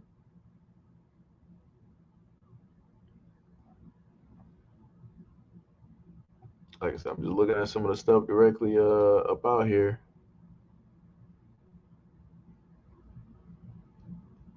That's crazy. Then you see like it's a picture up there like Matt Barnes. You see her smiling. This dude is sitting up there like scowling. I'm like, bruh. I'm like, hot. Wait, is that no? That's not the same. Is it? No, no, no, no. That's not her. The rest of these pictures, I know who that girl is. I know who she is. Yeah. Like I said, I get it. Um, in a classic Kanye song, what did the old man say? All that glitters is not gold unless it's reality, right? Like I said, so I'm looking at her. I'm like, yeah, she look nice, but everything that glitters ain't the best of things to sit up there and get or to try to dive directly into. Nope, it is not. Like I said, I see a lot of smiling pictures. Anytime I see like a woman smile, I'm like, that's not your real face. I need to see like different emotions. Oh, that's her mom. Let me see this. What is she? Because her mom is looking a little bit different. Let me see what she published the book. Right. Her family owns.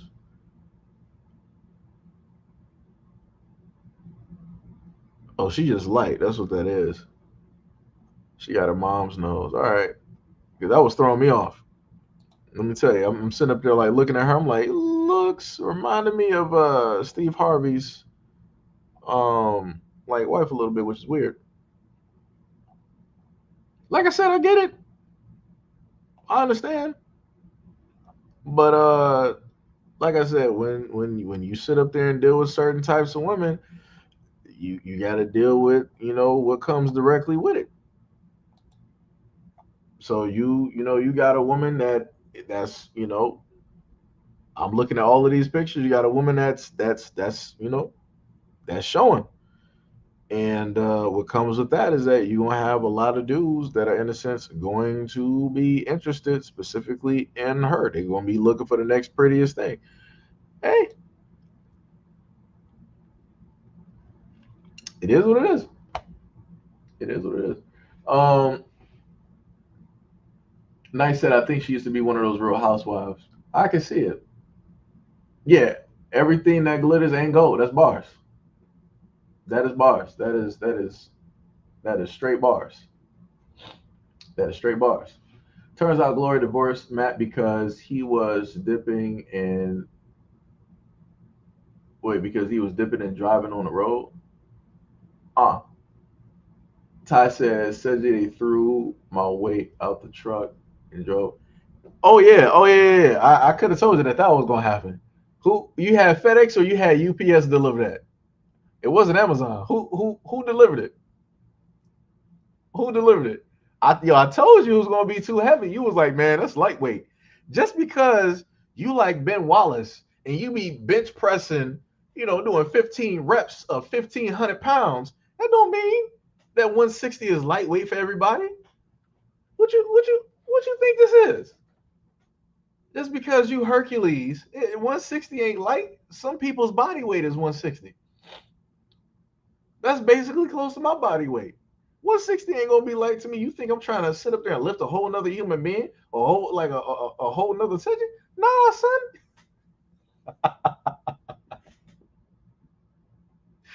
Uh, I said I texted them to let me know so I can help them. I guess they said hell no. Nah.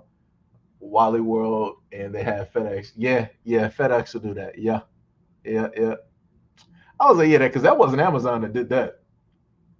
UPS would have came out with the dolly real quick. Was like, oh, you got these weights? My bad. Let me get this dolly. Let me jack this up real quick. Let me tie it.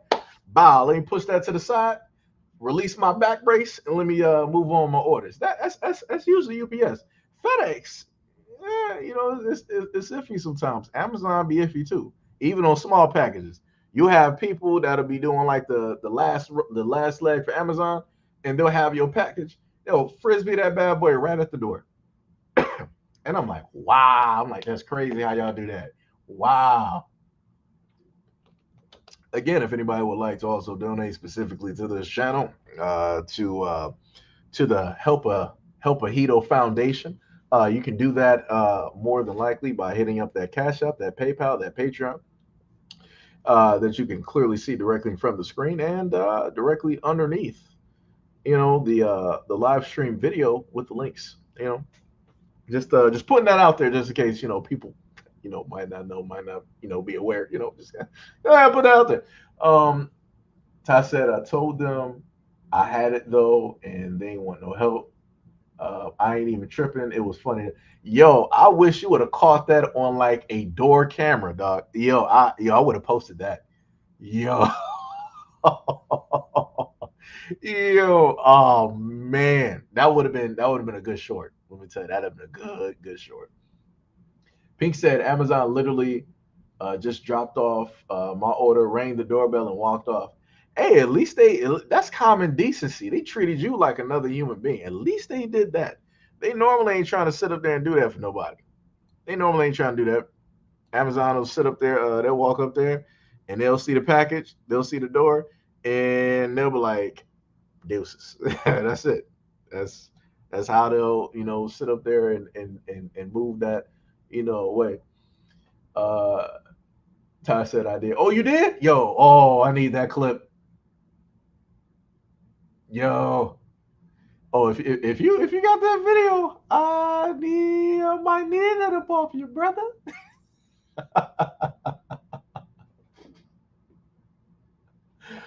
Nightfall said, "Oh, you're taking tithes and offers now, Seji. Oh, you got jokes. Y'all got jokes. Y'all trying to get me. Nah, Seji ain't never been no pastor. I ain't looking for it at all at nowhere point in time in life to being a pastor. Nope, mm-mm. Not here. Nah." Like I said, what they normally say, the road to hell is paved with good intentions. That's a lot of power. Yo, she was wearing that. Wait a minute, I ain't see that dress. That's crazy. Wow. Yo, I just gotta this is all I'm saying. Like, I'm just trying to,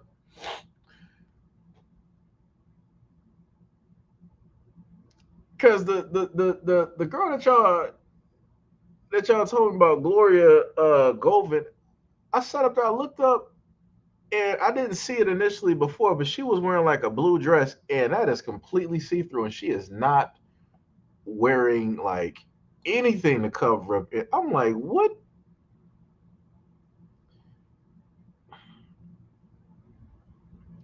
Let me tell you, the if I was a father, the amount of disappointment that I would sit up there and have. Like I said, hey, she a grown woman, she could do what it is, but like I said, still my daughter at the end of the day. That's not going to stop me from like looking at like, yo, what is you doing? Like, like I said, for me, I don't know the hype or why it is that you got a lot of women now wanting to wear a lot of see-through type of stuff where everything is in a sense like showing. That's something. Like I said, and I get why it is, why you got these dudes out here going specifically. Like I said, Matt Barnes can't be mad. I'm looking through all of these pictures. I get it. I see why it took place. I see why things happen. I get it. It is what it is. It is what it is. Pink said, "What photo? Oh, I can't put that photo up here." Yo, Pink, I cannot put that photo up here. Like I said, it was a little bit. I felt it was a little bit of a stretch to put the rest of Kiki's outfit directly up here. This one, I not putting that. I would have to edit that photo. I don't even really feel like doing that. Even in another image, you can completely see. Like, basically, if you type in Gloria Govind, right? The name is directly up there. If you type in Gloria Govind, um, you will see the images of her in this blue dress, and she has like the silver part to the dress. And when you look below her neck, you can clearly see the rest of her is not covered. She ain't wearing no type of pasty. She ain't wearing none of that. I said, Pink trying to get you.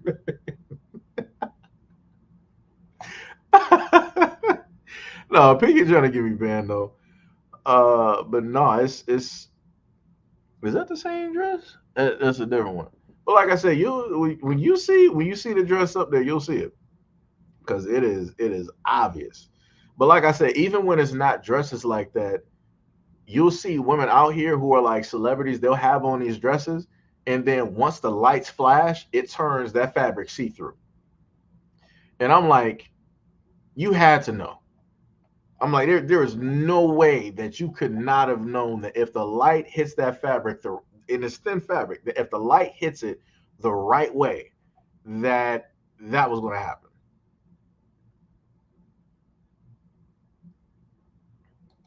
That is crazy. Wow. That's great. And I've seen this with a lot of female celebrities. And I'm like, all right, I guess that's the style. I guess that's the move. I guess that's the move. But watch, Pink, when you type it in there, you'll see it. You'll see it. You will. Nightfall said, Lord have mercy.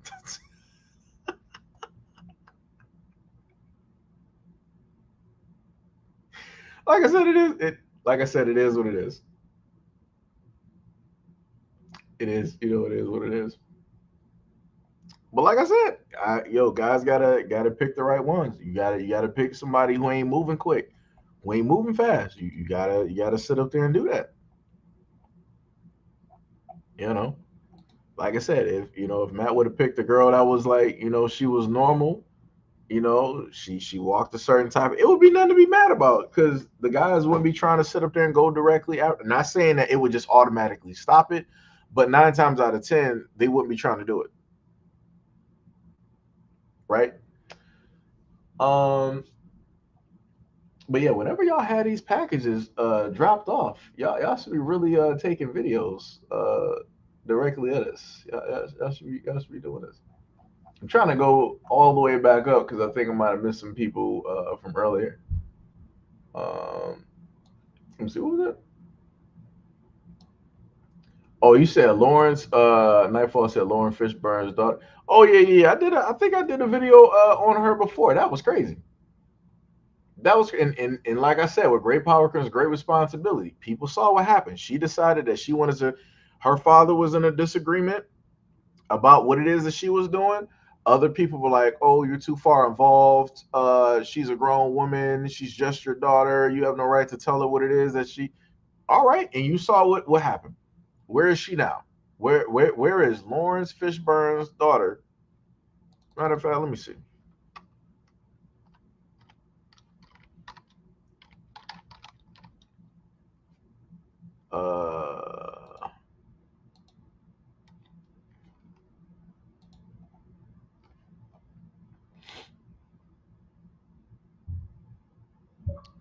Let me see. What is her name? Her name is Montana Fishburne. Got you. Let me just.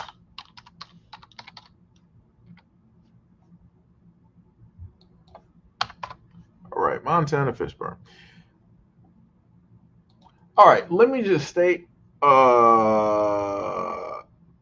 If you happen to type, oh Lord have mercy. All right, so to anybody, this is why I just have one screen. This is why I just have one screen specifically up, and I'm glad, thank God, thank the heavens that I did not have that screen up. If you decide to look this up, make sure that you have safe search turned on. Make sure. Let me just reiterate that. Do not be around your kids and type her name into like Siri or whatever it is. Do voices. Don't do that to yourself. Please don't do this on your television screen because your wife might sit up there and look at you like, what is this? Like, don't do it to yourself. Make sure you got safe search on when you type in the name and you go to Google Images because you're gonna get inundated. You're gonna get inundated with a oh man, that is. Let's just go to the. I still didn't do it. Let's go to the news section. Let's see if we can. No results, but they got every. We're just gonna exit out of that one. That's what we're gonna do. So a healthy lesson was learned today, guys. Make sure that if at any point in time you do a live stream, that you make sure to do searches directly away from the view of your live stream. Make sure to have safe searches, turned directly on. And yeah.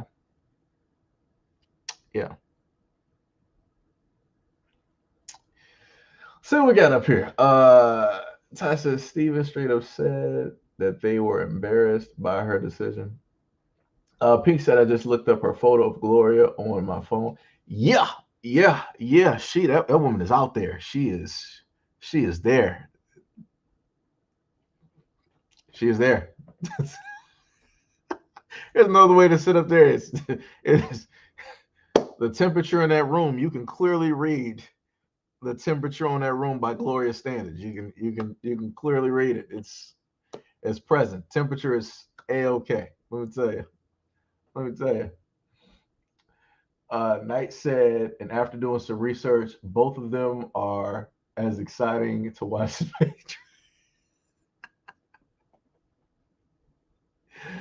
Oh, snap. Hey, like I said, everybody got different, different interests. Like I said, every man don't find, the same types of women attractive. And that's the beautiful part about life. But that's the main thing that a lot of women don't seem to understand. Because when you go on IG, all you see is every woman going out here. My body is snatched. I'm getting my body done. I didn't have a 50K to 100K surgery. I did this. I did that. And it's like every dude ain't trying to really have a woman that look like that. But it's like like I said, this is how crazy it is, right? So women will see the success of a few women getting surgeries and doing this, and they'll think that, okay, this is what men want. So then you'll have fields of women going off of the few of the men and deciding that, okay, I'm going to go out here and spend, 10, 20, 30, 40, 50K to get the same body like these, other women, to get my face done like these other women, to have the same type of wig like these other women. So it's like you're sitting up here watching other women walk around mimicking and try to portray themselves as other women, but still within the same thing, trying to say that they're different from other women and don't compare me.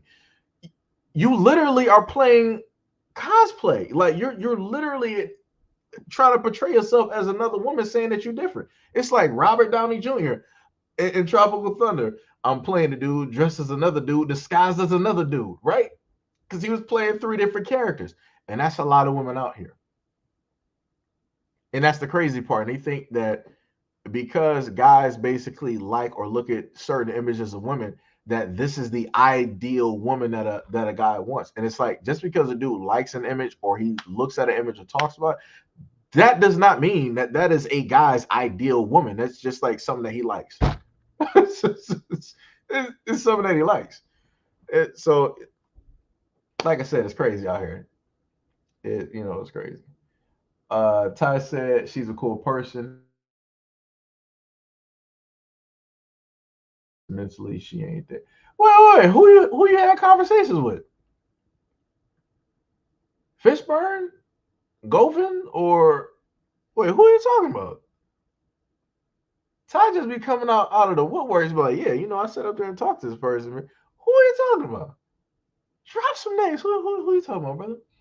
Ty said crazy, no crazy, but even crazy folks have a limit. Yeah, yeah.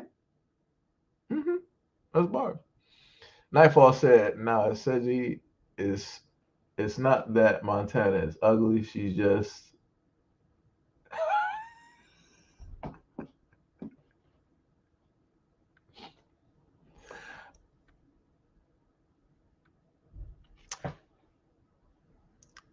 My hands are up in the air. Jesus, take the wheel. I need an adult. I plead the fifth. You know what? I don't know what Night is even talking about.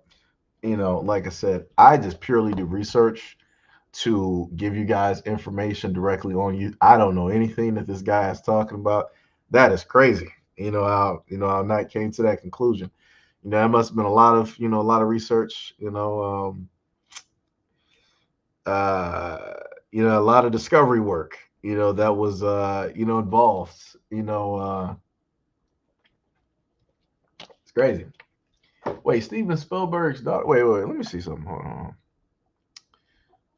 on. Let's just because this still is on like Brittany Reiner, which is crazy. Her pictures look crazy too. All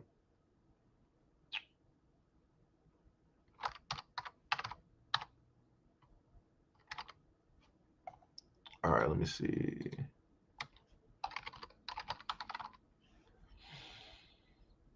Oh, you talking about this one? Yeah. I know. Yeah. Yeah, I did a story on her too. I did a story on her too. Oh, she got charged with DV? Wow.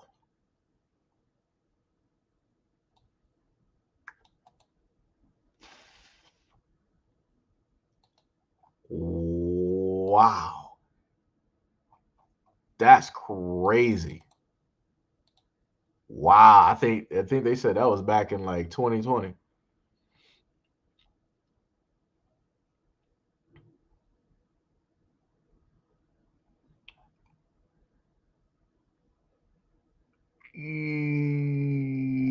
Wasn't that the dude that she was with? Yeah, yeah, yeah. She was with that dude.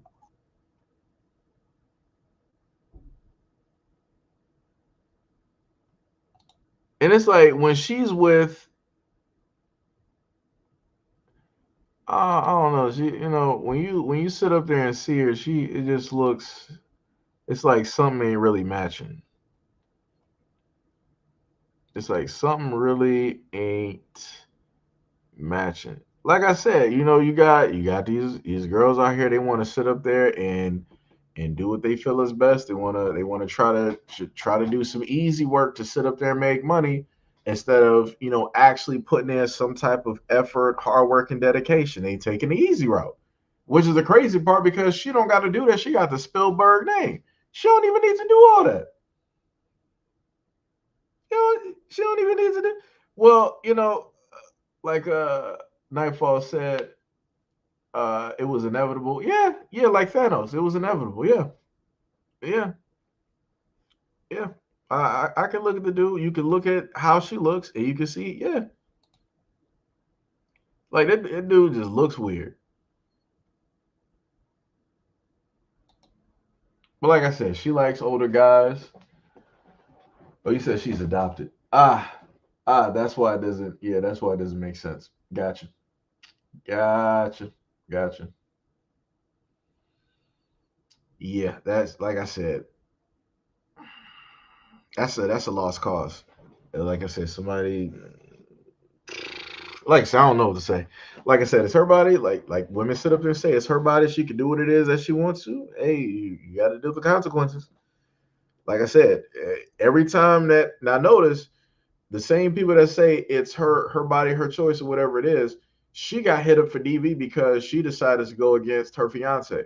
So where is all of that talk? What happened to all of that talk about her body, her choice, woman can do whatever it is that she wants to do, and double standards and all of this other type of stuff about caring about DV situations. Notice how women were silent on that DV situation. She got arrested. Notice how women were completely silent on that situation. They weren't trying to speak out and speak up for that man and what it is that he went through. Hilarious. Complete silence. Ty says she blamed it on her mental health. And as I stated earlier, she said doing was a healing journey. Woo, that's a lot. That's a lot to take. She said doing that is a healing journey. I don't know what she went through. She might have went through some things. Woo, that's she needs a therapist. She needs a therapist. Stat. Her dad, her Steven needs to put her in therapy and he needs to keep her there. Like offer her some money. It's like, yo, you do this therapy, I give you like 21 million. Do therapy for the year for like 21 million. You be consistent in it and you making progress. I give you 20. Give that girl some therapy. That's bad. That's bad to say something like that.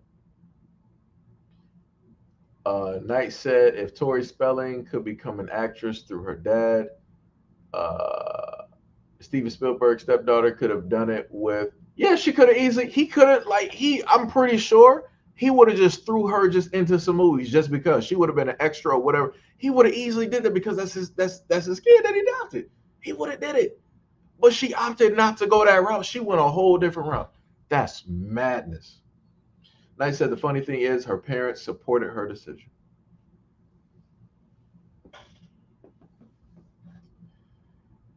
Oh my God. Like I said, I don't know where we at. Like I said, I do not know where we are at this moment in time. This is no. Like I said, like yo, if you talk to a lot of women who do these types of things, you talk to them, you'll find out that there's some type of like trauma that's back there. Let them go through. If they're honest and if they actually remember or know, there's usually some type of trauma. If they don't know, then there's a potentiality that this is just something that they like to do, but there's also still another hidden potentiality that there's trauma there that they don't consciously actually know about. So again, therapy is needed. Mm-mm. That's crazy for somebody to sit up there and say like, "Yo, this is a healing journey." Nah, son, you got some unresolved trauma. You need a lot of healing. Knight said she was, a, like I said, there's some stuff there that she ain't, really like went through yet.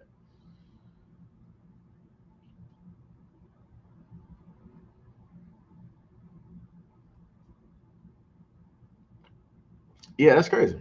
That is complete madness. Complete 100% madness. But also, if you guys would like to subscribe directly to the Seji Zone, we got some videos directly up there that we have put directly up. I actually launched one about 12 something. Might be a little bit of an interesting video dealing with genetics and the fact that science at this moment in time, just to let people know, we got a low amount of people in here, so it don't matter. So one of the stories that I set up there and did is that science can now create, well, they're telling people now, science can now create their own embryos, not needing a male or a female in order to do it. So the main interesting thing that I think, if I'm thinking about the process correctly, I should have mentioned it in the video. The main thing that I touched on is that you had women not too long ago championing the idea where they were like, yeah, we can have babies without men, and we don't need you. We can just take it from our stem cells, and we can impregnate ourselves, and yada yada yada, right? And they were like, oh yeah, the population of men is supposed to be, gone off of this planet by this such and such a time. You have women really champion this. So I just want to hear what those women really think about knowing the fact that science don't need them in order to further create a human population. Are they still going to be ecstatic and proud? Because remember, women were like, hey, we don't need men, we don't need you anymore. Yeah, stick it to you guys. And now science is like, hold my beer. We don't need you either. Ta-da!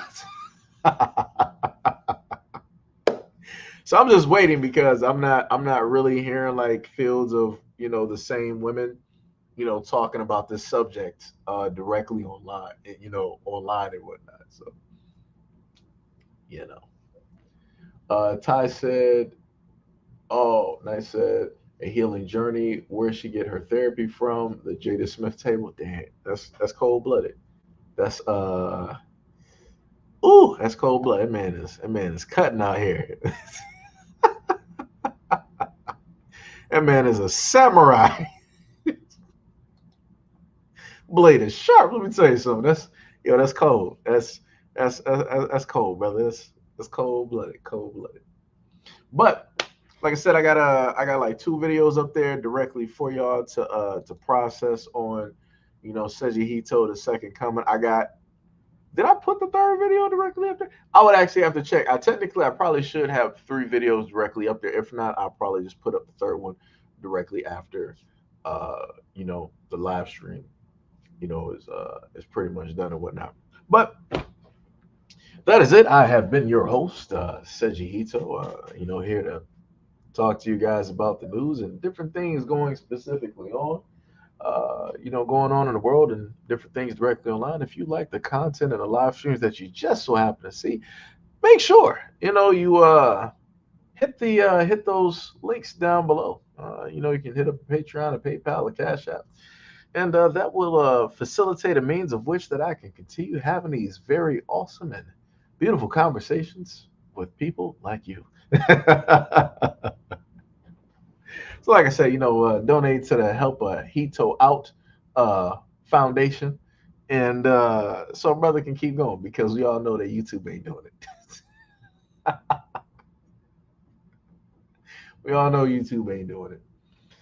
Brother said, Nightfall said, love, peace, and reparations. Seji and chat and family, that's bars. That's bars. Because Lord knows, if I had some reparations right now, things would be looking vastly different. Let me tell you something. Let me tell you something right now. We got Brother Ty sitting up there hitting up the links in the comment section. Thank you, brother. Much love, respect, and appreciation to you. My apologies for those of you that I did not get specifically to your comments. At the moment in time, because I was, directly, you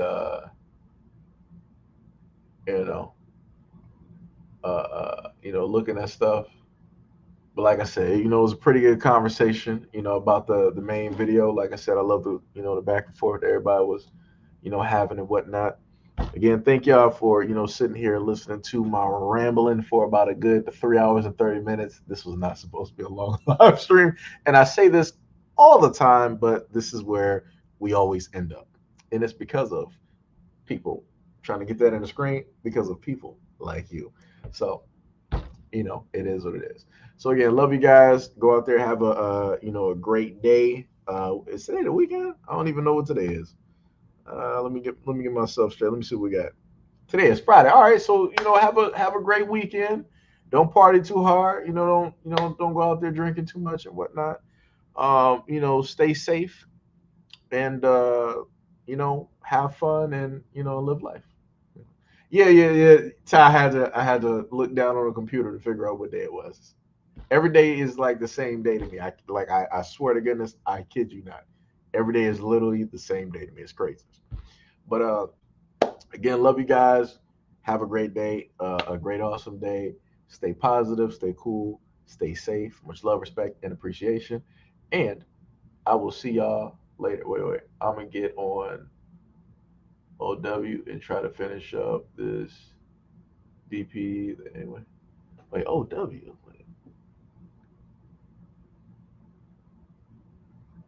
I don't even know what the hell OW is. At first, I thought you said OnlyFans. I'm like, wait a minute.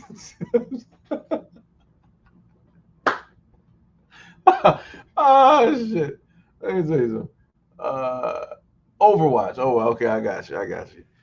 I'm not even used to like Overwatch being called like OW, so like that threw me off. I thought it was like a type because every time I see anything with an O, I'm like the last letter is F. But yeah, stay safe. Have fun. Love you guys. Talk to you on the next live stream. This man said, "Hey, don't expose my side gig." This man.